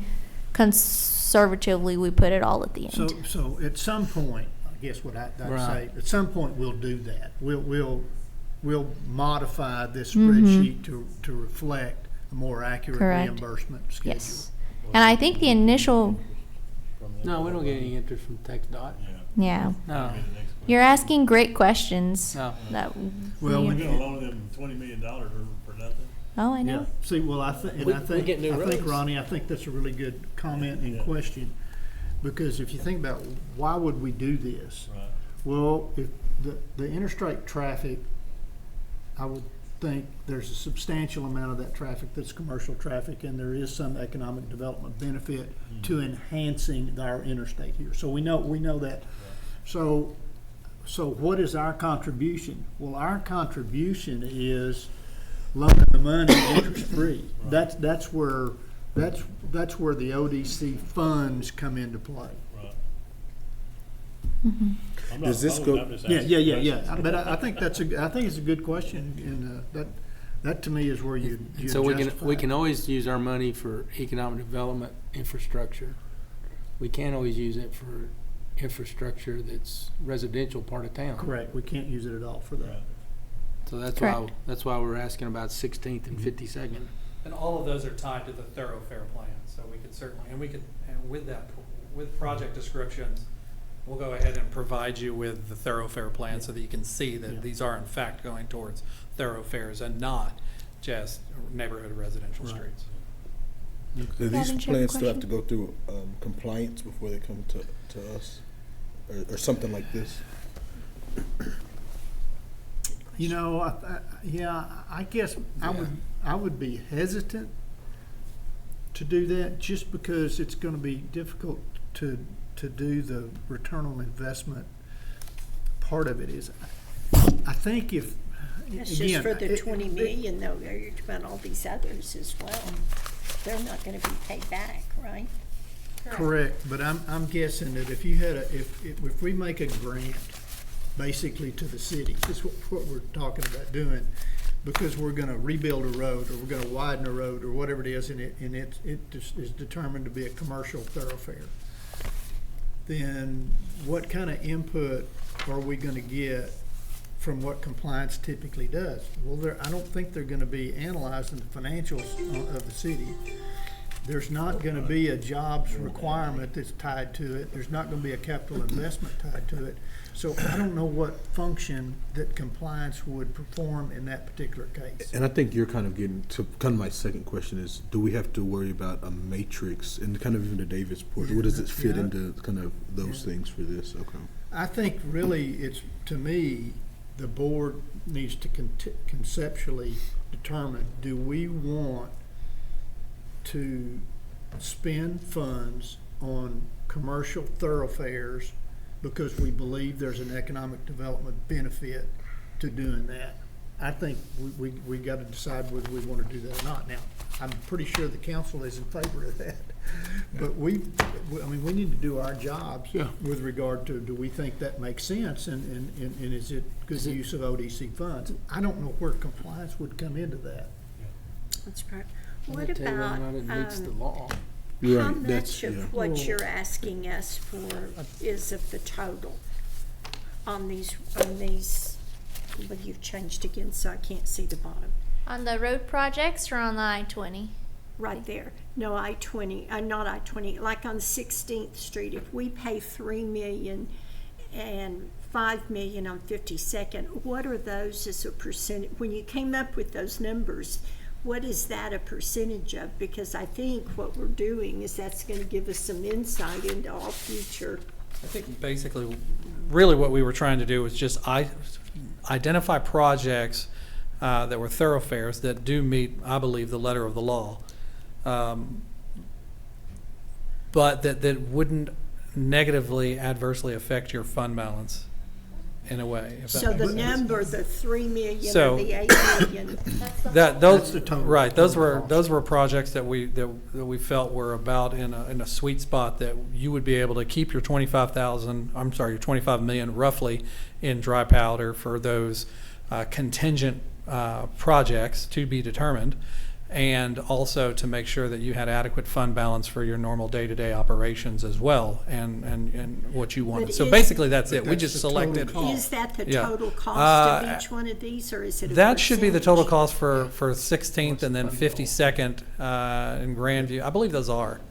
Okay. Yeah, those are total costs for those. So again, we were just kind of picking projects that we felt would, again, meet the standard. It's the same thing. Of the thoroughfare segment. Yeah. You want to use that money to And then I clean think- up stuff that's already in the city.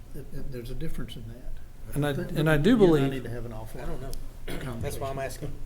And the question was asked about the law, and does it meet the letter of the law? And I do believe it does. And my understanding of statute is simply that this board needs to make a determination that these projects do in fact contribute to infrastructure improvements that promote and develop new or expanded business enterprises. So, and you find that, and we do have a city attorney that could also weigh in on that as well. I would just, and just further, as we discuss this further, because I know there's discussion about being a type B or 4B, and wondering just where we're blurring the lines between, so really kind of to David's point, I think I have more questions about that. And because I've gone back to look at the statute, and I'm not sure, just what we're presented today, and knowing we don't have all the facts, that we're not kind of blurring the lines on that.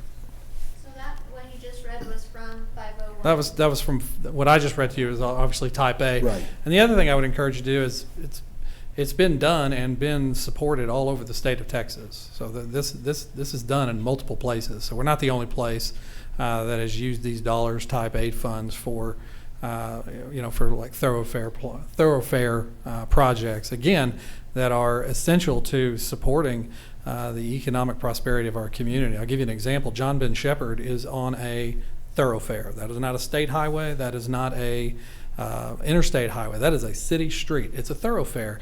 And if that thing were not maintained properly, there would be problems with some of the industry that are along that street. You certainly wouldn't bring any other industry to that area.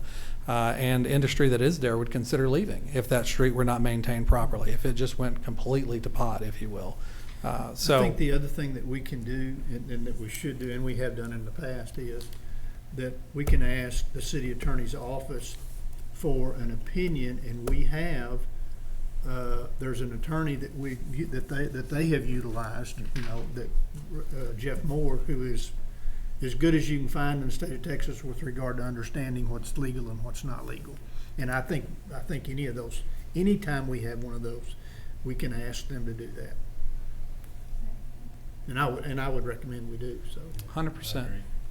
And that would have to happen pretty quick, because this number needs to be in at least the You're looking at- 26 number. You're looking at the I-20 deal, which we'll get back. I don't have a problem with the I-20 deal at all, because it is economic development. And And it's alone.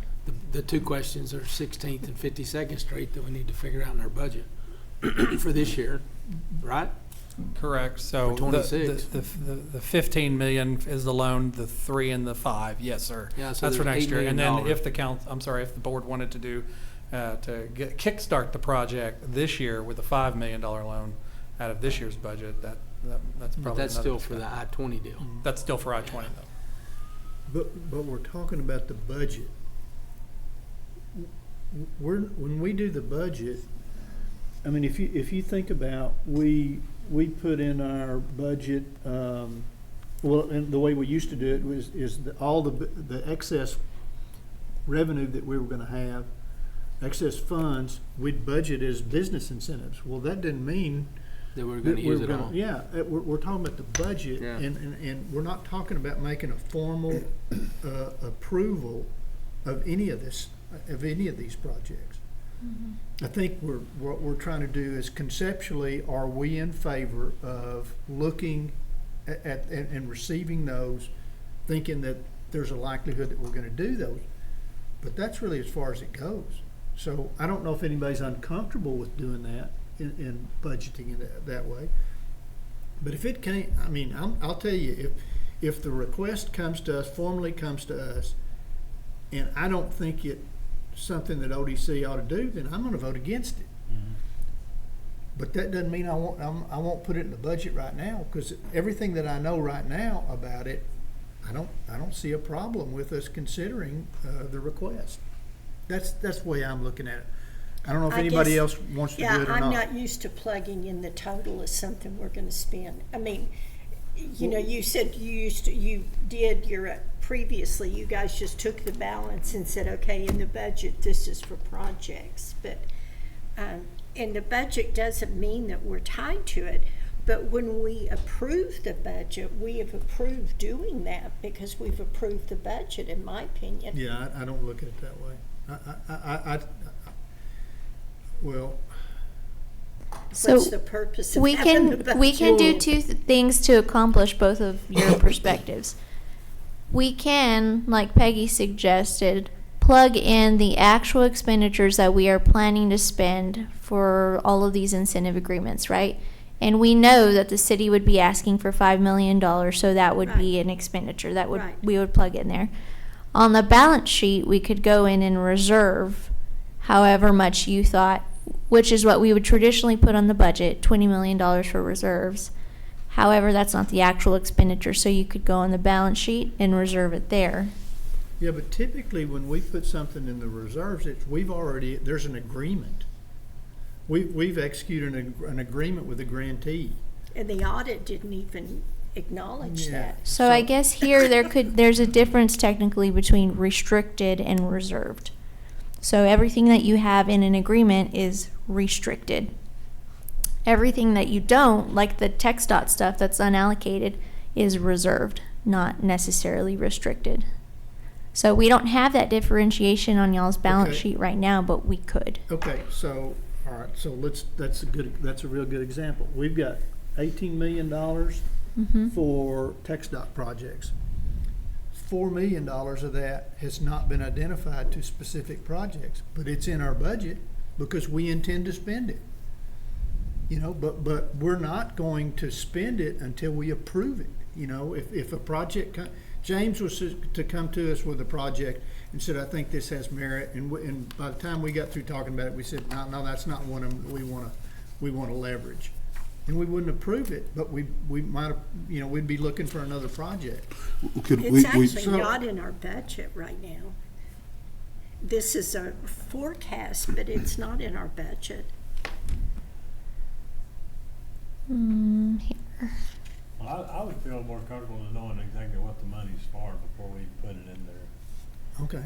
More specific, I guess is the best way to say it. Just what are we gonna do on 16th Street? What's that money for? Even if it's general, but So, we're standing there asking for money, but we don't know whether, what we're gonna widen it, make it, right. how far we're going, what. Same thing with 52nd, what are we doing out there? You could, for example, instead of saying in your head, I'm going to commit $8 million to 52nd and 16th, you could say, I'm going to commit $8 million to eligible city thoroughfare projects, which may or may not end up being 16th and 52nd. You see what I'm saying?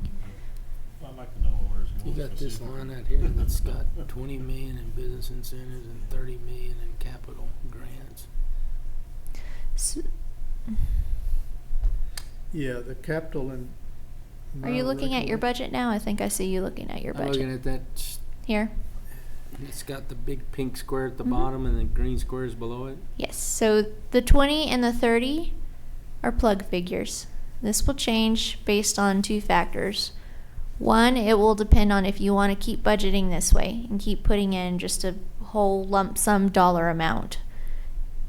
You did not spend anywhere near 20 or 30, which is what you budgeted last year. This is what you actually spent. So there's two philosophies. You can budget this way or you can budget this way. So last year y'all budgeted 20 and 20 30. and 30, but this You is what spent was 2 actually. and 8. Mm-hmm.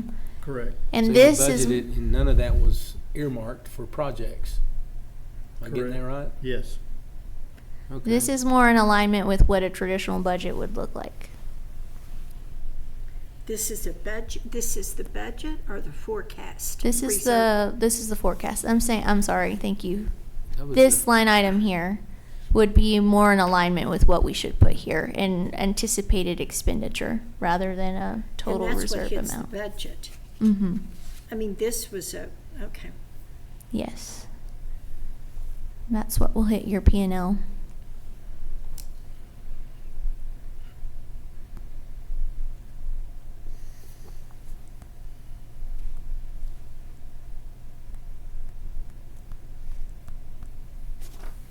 I mean, I don't have a problem with budgeting it that way, but I get the sense that the majority of the board doesn't want to do that, so. I don't know, but I'd like to have the one that has all the information so we could look at it. Because this isn't what we're really talking about. Well, it's because, yeah, and it's because I mean- this is my fault. I thought when we added this stuff, it would be easier to understand how the functionality of this spreadsheet works.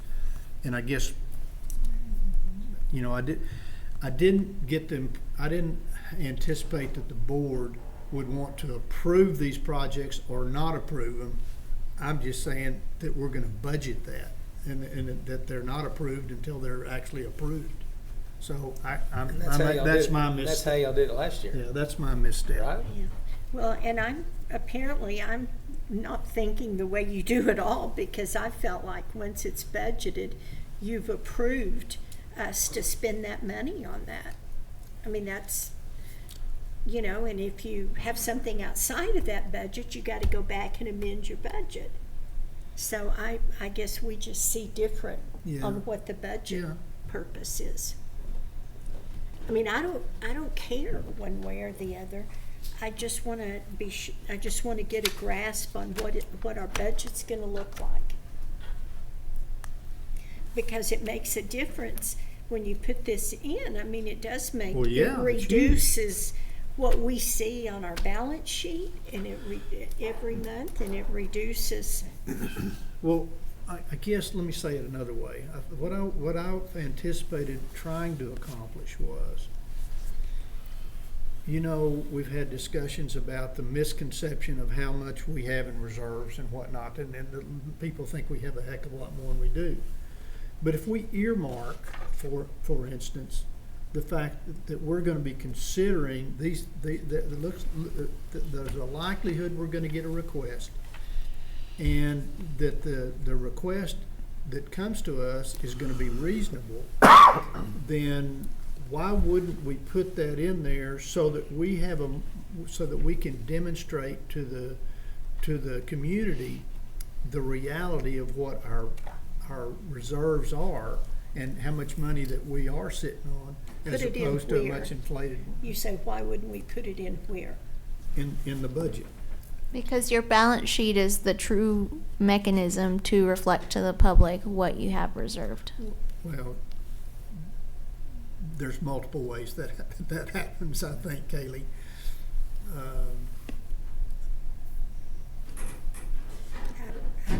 I would agree with Kaylee. The budget is a reflection of your incoming income and your outgoing expenditures, I would say, that do have an impact and tie to your reserves position. Well, if You're you- over under.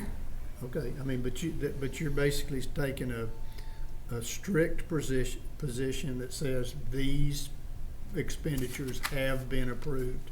Mm-hmm.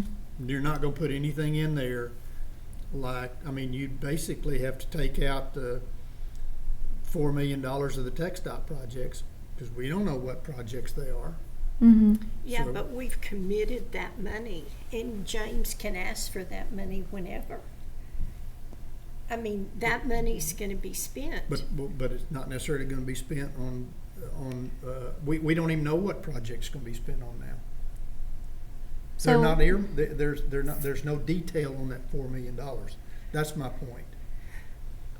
But I guess what I'm saying is if it's gonna go in the budget, in my mind, we've made the You're making a commitment. commitment. Okay. That's really all Okay. we're Okay. talking All about right, but here. if we make the commitment and we go down to 6 months and we have to change it, we go and amend the budget. That's right. Well, let's just, can we just go ahead and put it in there, and if we don't do it, we amend it? Yeah, that's- Is that misleading? Do we have to, this goes in just the nomenclature that we're using, because, David, you keep talking about earmarking, getting that, and just for my own edification, we're talking about earmarking or line, doing a line item for it. I don't know if that's a distinction without a difference, but I would support us putting it in a reserve to say if this comes up, we could use it. I think that's kind of what we talked about, how y'all budgeted before. And it seems like that's consistent with what we do with other things. We talk about like tech stock and things like that. And that would avoid us having to come back and amend the budget or do anything like that. Now, I guess the other question raises is, if we put that in there as a reserve, what does that take away from? And I think that goes to part of your point. But I would, I'd be in support of that position on it, and I think that may solve some trouble down the road. Well, if the board's concerned about the fact that if we have something in here budget and we haven't made a commitment to do that, then it's the wrong thing to do, then let's just don't do it. Well, I don't know if the board's concerned. I think I may be the only one concerned. It's just like, to me, that's not any different than this reserve fund balance of 25 million. It's on this reserve forecast, but it's not on our financial statement as a line item that we are not going to touch that. It's the very same thing. These are just potential projects that we think we're going to do. I mean, but once we say, yes, we agree that it's legal, and we agree that we are going to use this money this year on thoroughfares, then I think that is a commitment, and I think it's on our budget. Okay, I'm gonna recommend that we alter the budget process that we've used in the past to only reflect the items that we've committed to, and that we don't hesitate to utilize this reserves forecast to include projects that are likely to come our way, that we think may be reasonable, and just so that we, on a regular basis, understand where we stand with our reserves. Does that make sense? Absolutely, because that's really what I'm okay with that. we don't change our budget whenever we actually do a commitment. We're going to change on here because now we've done one. And so I don't mind, and like you said, that affects the balance sheet. It doesn't really affect the income or expense. Unless you think that you'll get a new project next year and expend on it the very same year, which is unlikely. I mean, for your facade and infrastructure, those will Right. probably Okay. happen in the same year. All right, So you would budget for that. So what happens, just make sure we think this through all the way. What happens when we approve the budget and all we're gonna approve in the business incentives is what's actually scheduled to be paid? Every time that we have a grant request, are we gonna have to amend our budget? I don't- No. Can I answer that? Yes. So every time you have a grant request, you would not have to amend the budget. What we would amend is the balance sheet. We would put the new project committed on the balance sheet and allot for it that way. Reduces the amount of our Mhm. unrestricted funds. Mhm. So we're not gonna budget any incentives other than, We're not planning on improving any. We're not planning on improving any new deals. yeah, that's where I'm getting hung up on That's a where you're little bit. getting hung up. I think maybe I'm conflating the budget process with the planning process. You can approve new deals. This number here doesn't take away from what you have available in your fund balance for new deals. The only way that this number would be an issue, or the number that goes here, is if one of your payouts goes over what you thought it was going to, or if two of them hit in the same year or something. But it doesn't take away from your pot of money that you have for new projects. But isn't if it goes over, it's coming out of that pot of money? Yeah, so I was going to suggest we could budget a little bit extra in case one of these payouts does go over because of the timing of the auditing and such. We had 2 payouts for the same company this year. So you could budget maybe $1 million over what you're already projecting to pay out, just in case. But that would be my suggestion Well, to your these decision. business incentives on the budget that have been every year, and the ones that you're saying that were budgeted for the 25, you had budgeted $20 million, it looks like. That was the pot of money they wanted to budget last year. Okay. Mm-hmm.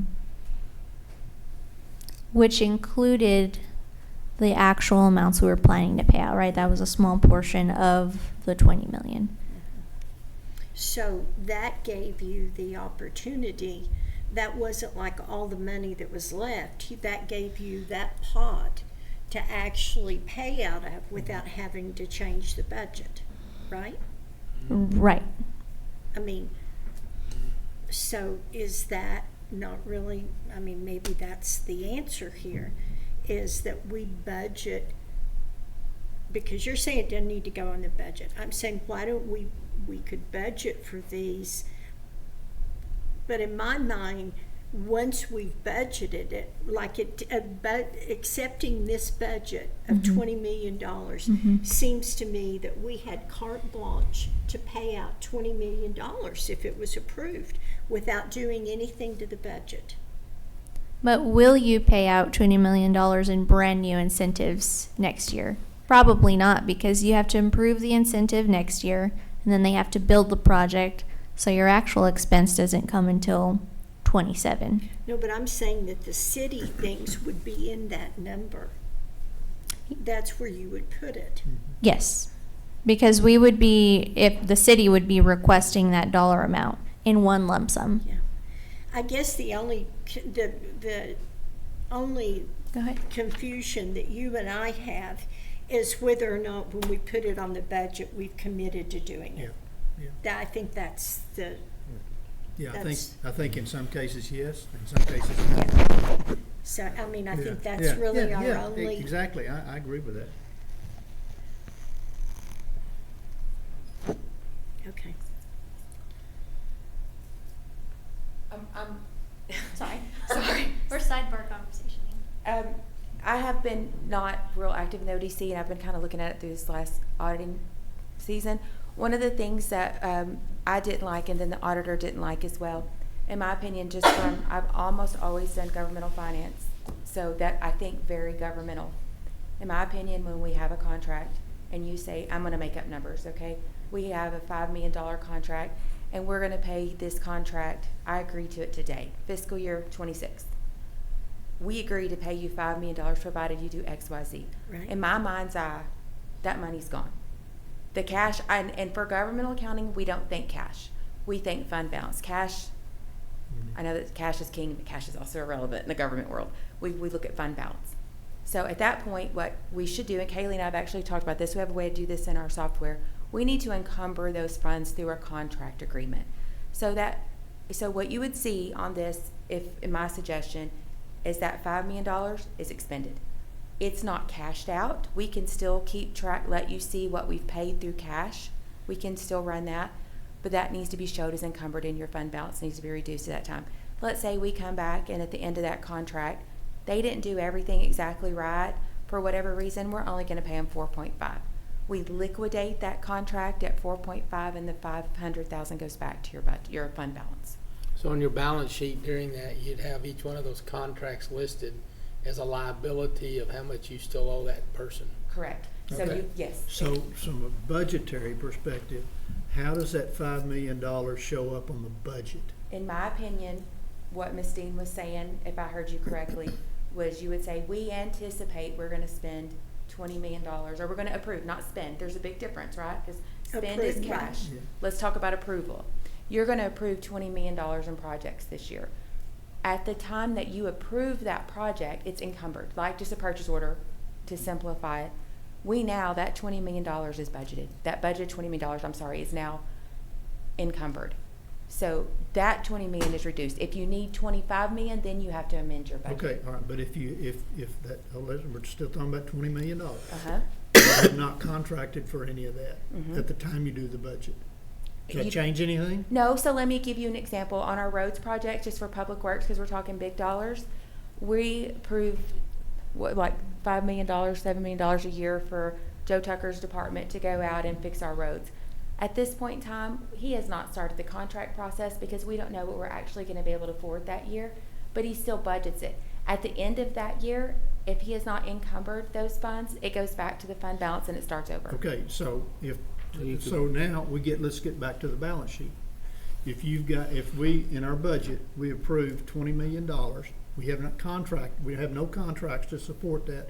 It's $20 million, we think it's gonna be 4 or $5 million projects.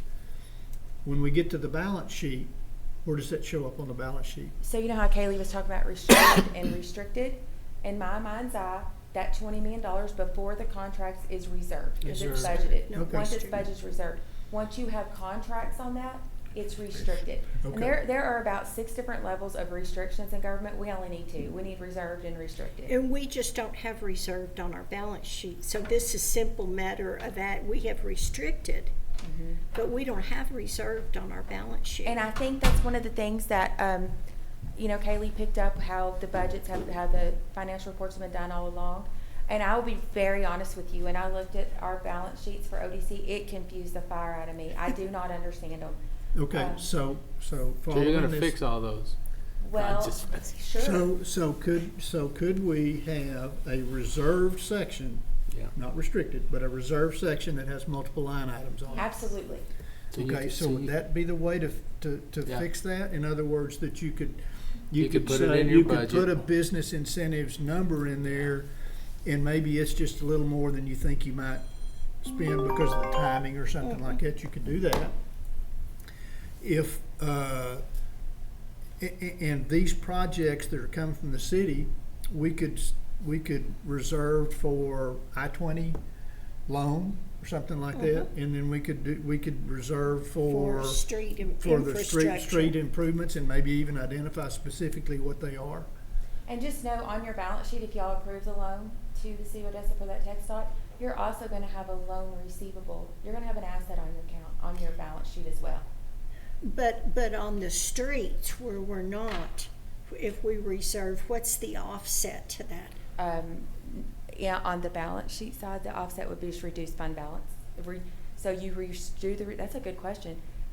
It's a little bit more, I see it's not like your ALLO, it's not your basic ALLO. So it reduces the offset is the unrestricted. How to think that through. Yeah.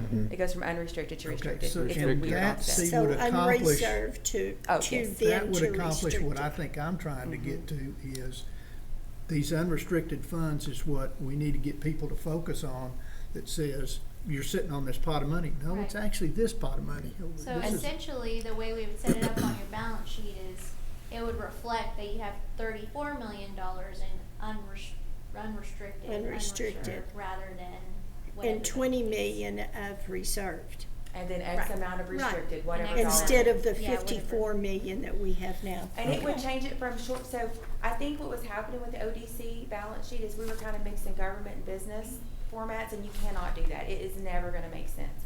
So I think what we need to do is move more to the governmental language, because this is a governmental entity. And I think that'll help two ways. One, I'll understand it. And I can answer questions honestly. And then I think once we do it one way, we can all get on the same page here. And one of the things that I can compare this to is when you look at the city of Odessa's general fund budget, we have, for example, we have a fund balance amount that is unrestricted that we play with to get our needs above our operating. It's the same concept here. Is that why the audit that they didn't show those funds were restricted? Because we didn't have it? I can tell you exactly what happened on that. I can tell you exactly what happened.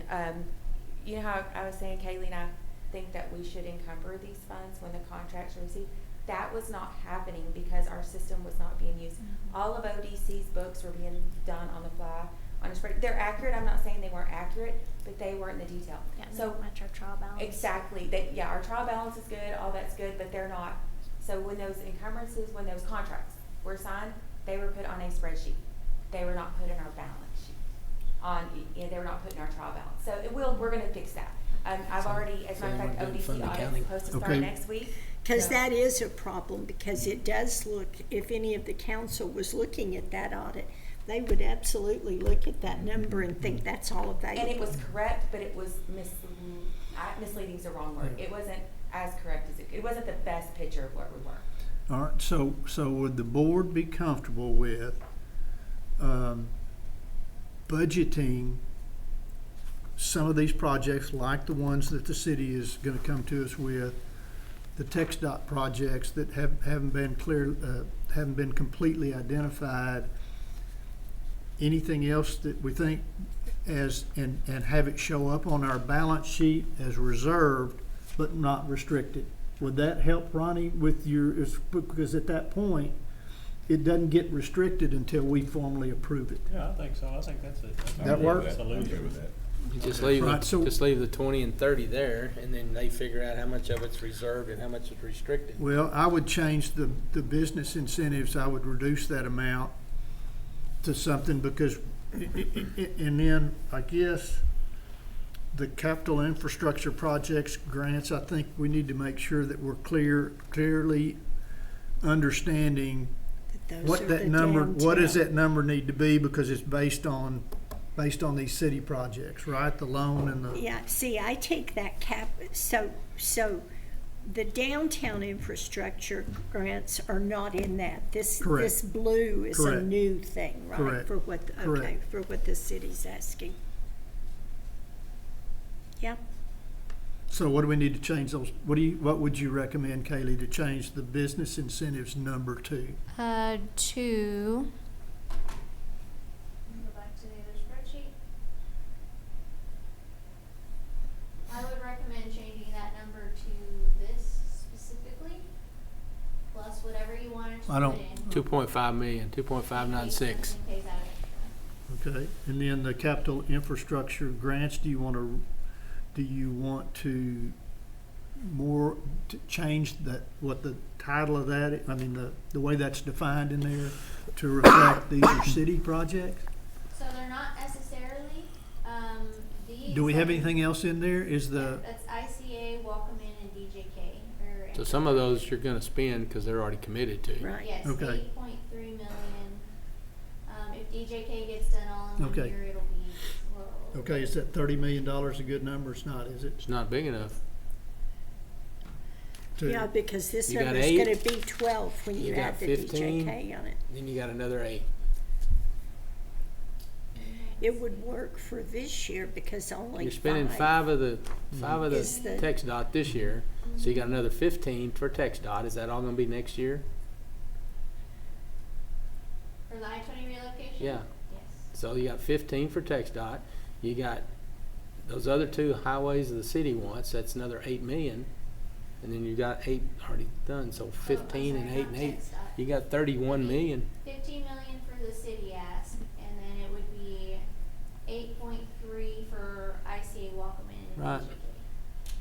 So what is that together?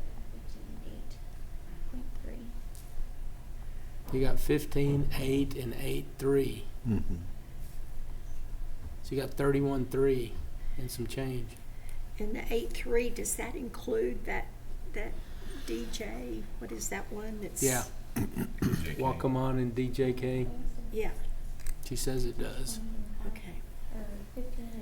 Because I thought as she talked, she said plus DJK, but maybe not. I don't have my hearing aids in. It's 30. Huh? I said, I thought, I'm late for our Jackrabbit meeting. I know, so am I.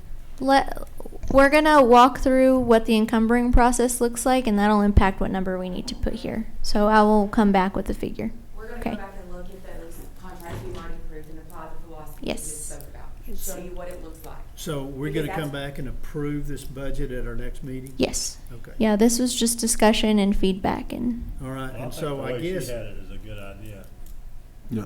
as far as putting everything together. That'll make our Yeah. balance, our ACFR look the way you expected it to look. Yep. okay, so, and I guess we need to have this as soon as possible so we can ask questions before the meeting. I can resend it back out, probably Monday. I can Yeah, resend yeah, it out. Whatever's reasonable. I mean, don't rush it, but I wouldn't sit on it for. And then we'll approve it at our meeting On in Thursday. the On 12th next, or next. 2 weeks. Yeah. 14th, yeah. We hadn't even got to the general development plan. Okay, so we'll get this back out to y'all. Yeah, the 14th is. All right, would you like to switch to the general development? Yeah. All right.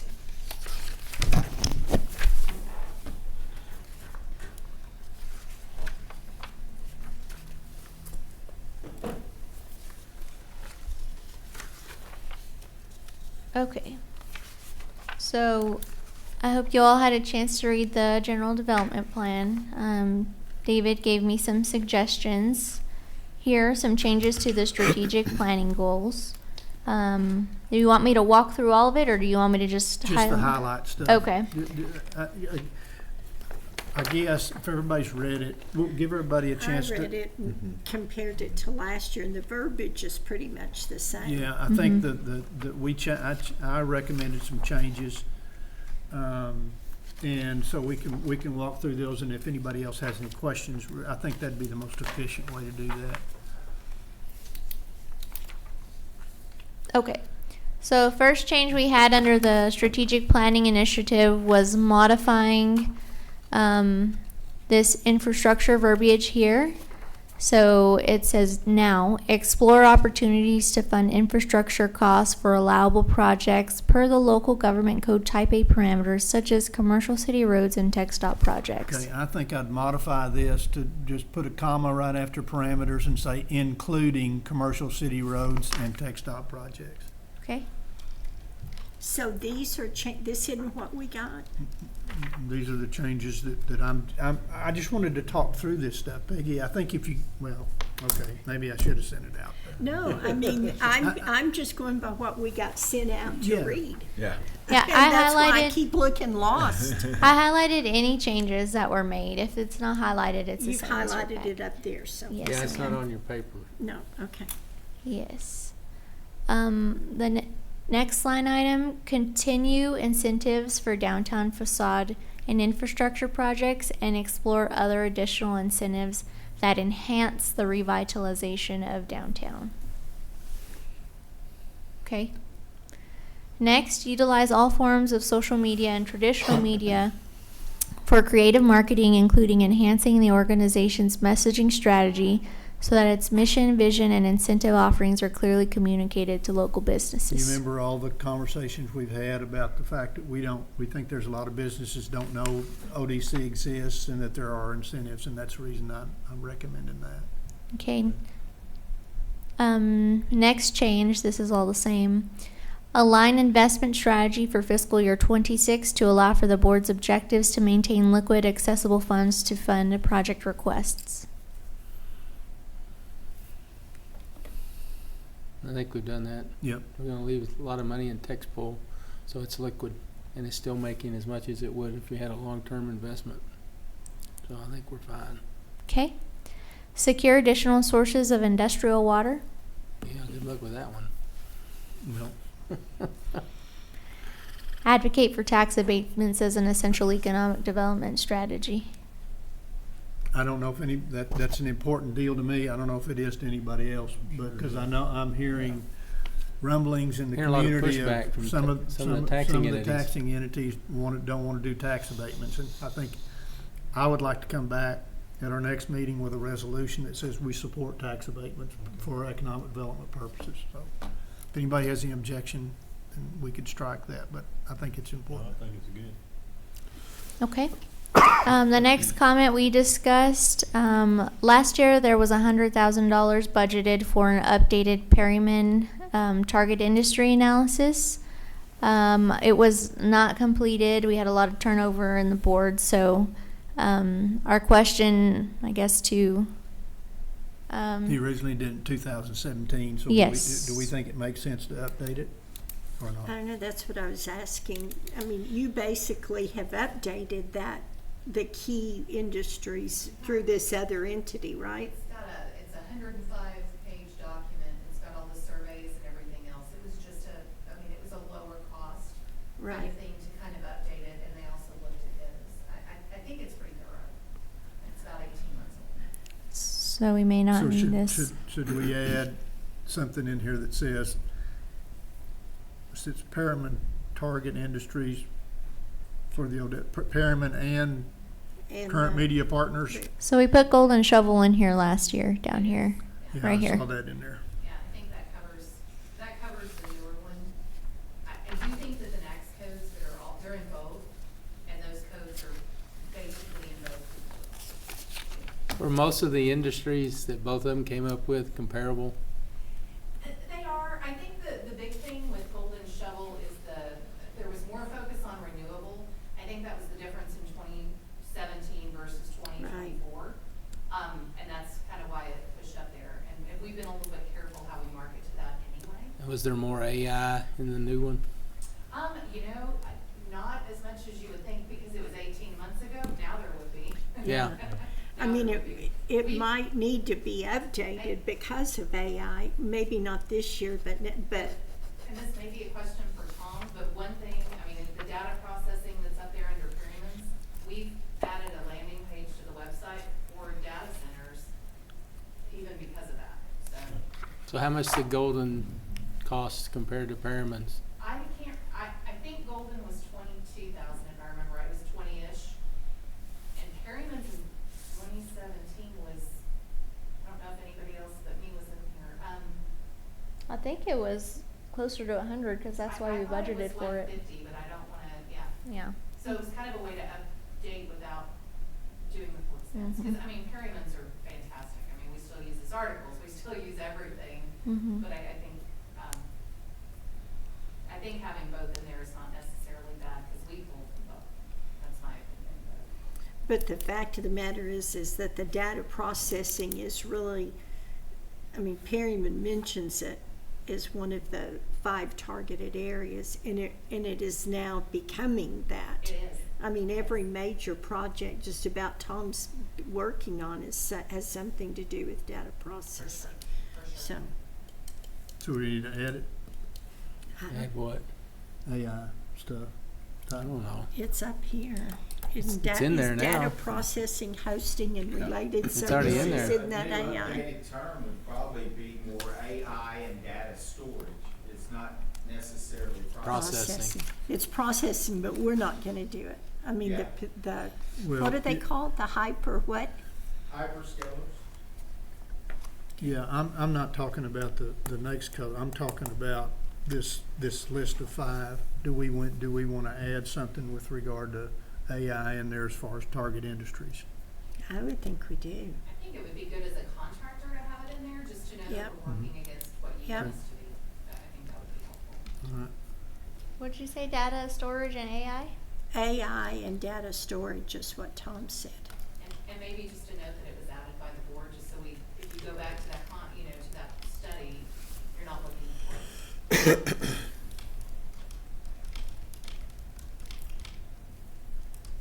That needs to be capitalized. I'll fix it later.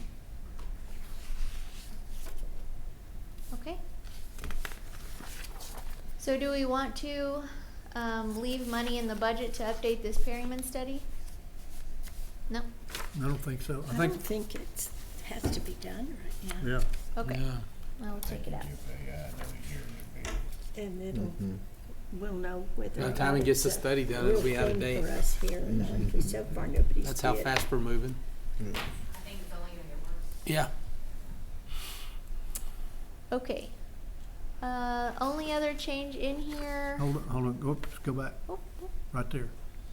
On Exhibit A, I had a question on this Select Energy Services. I know you updated this stuff, but it says that the effective date of the grant amount of $91,000 was 9/16/2016, and it's a 5-year term, and we still owe $22,000 on it?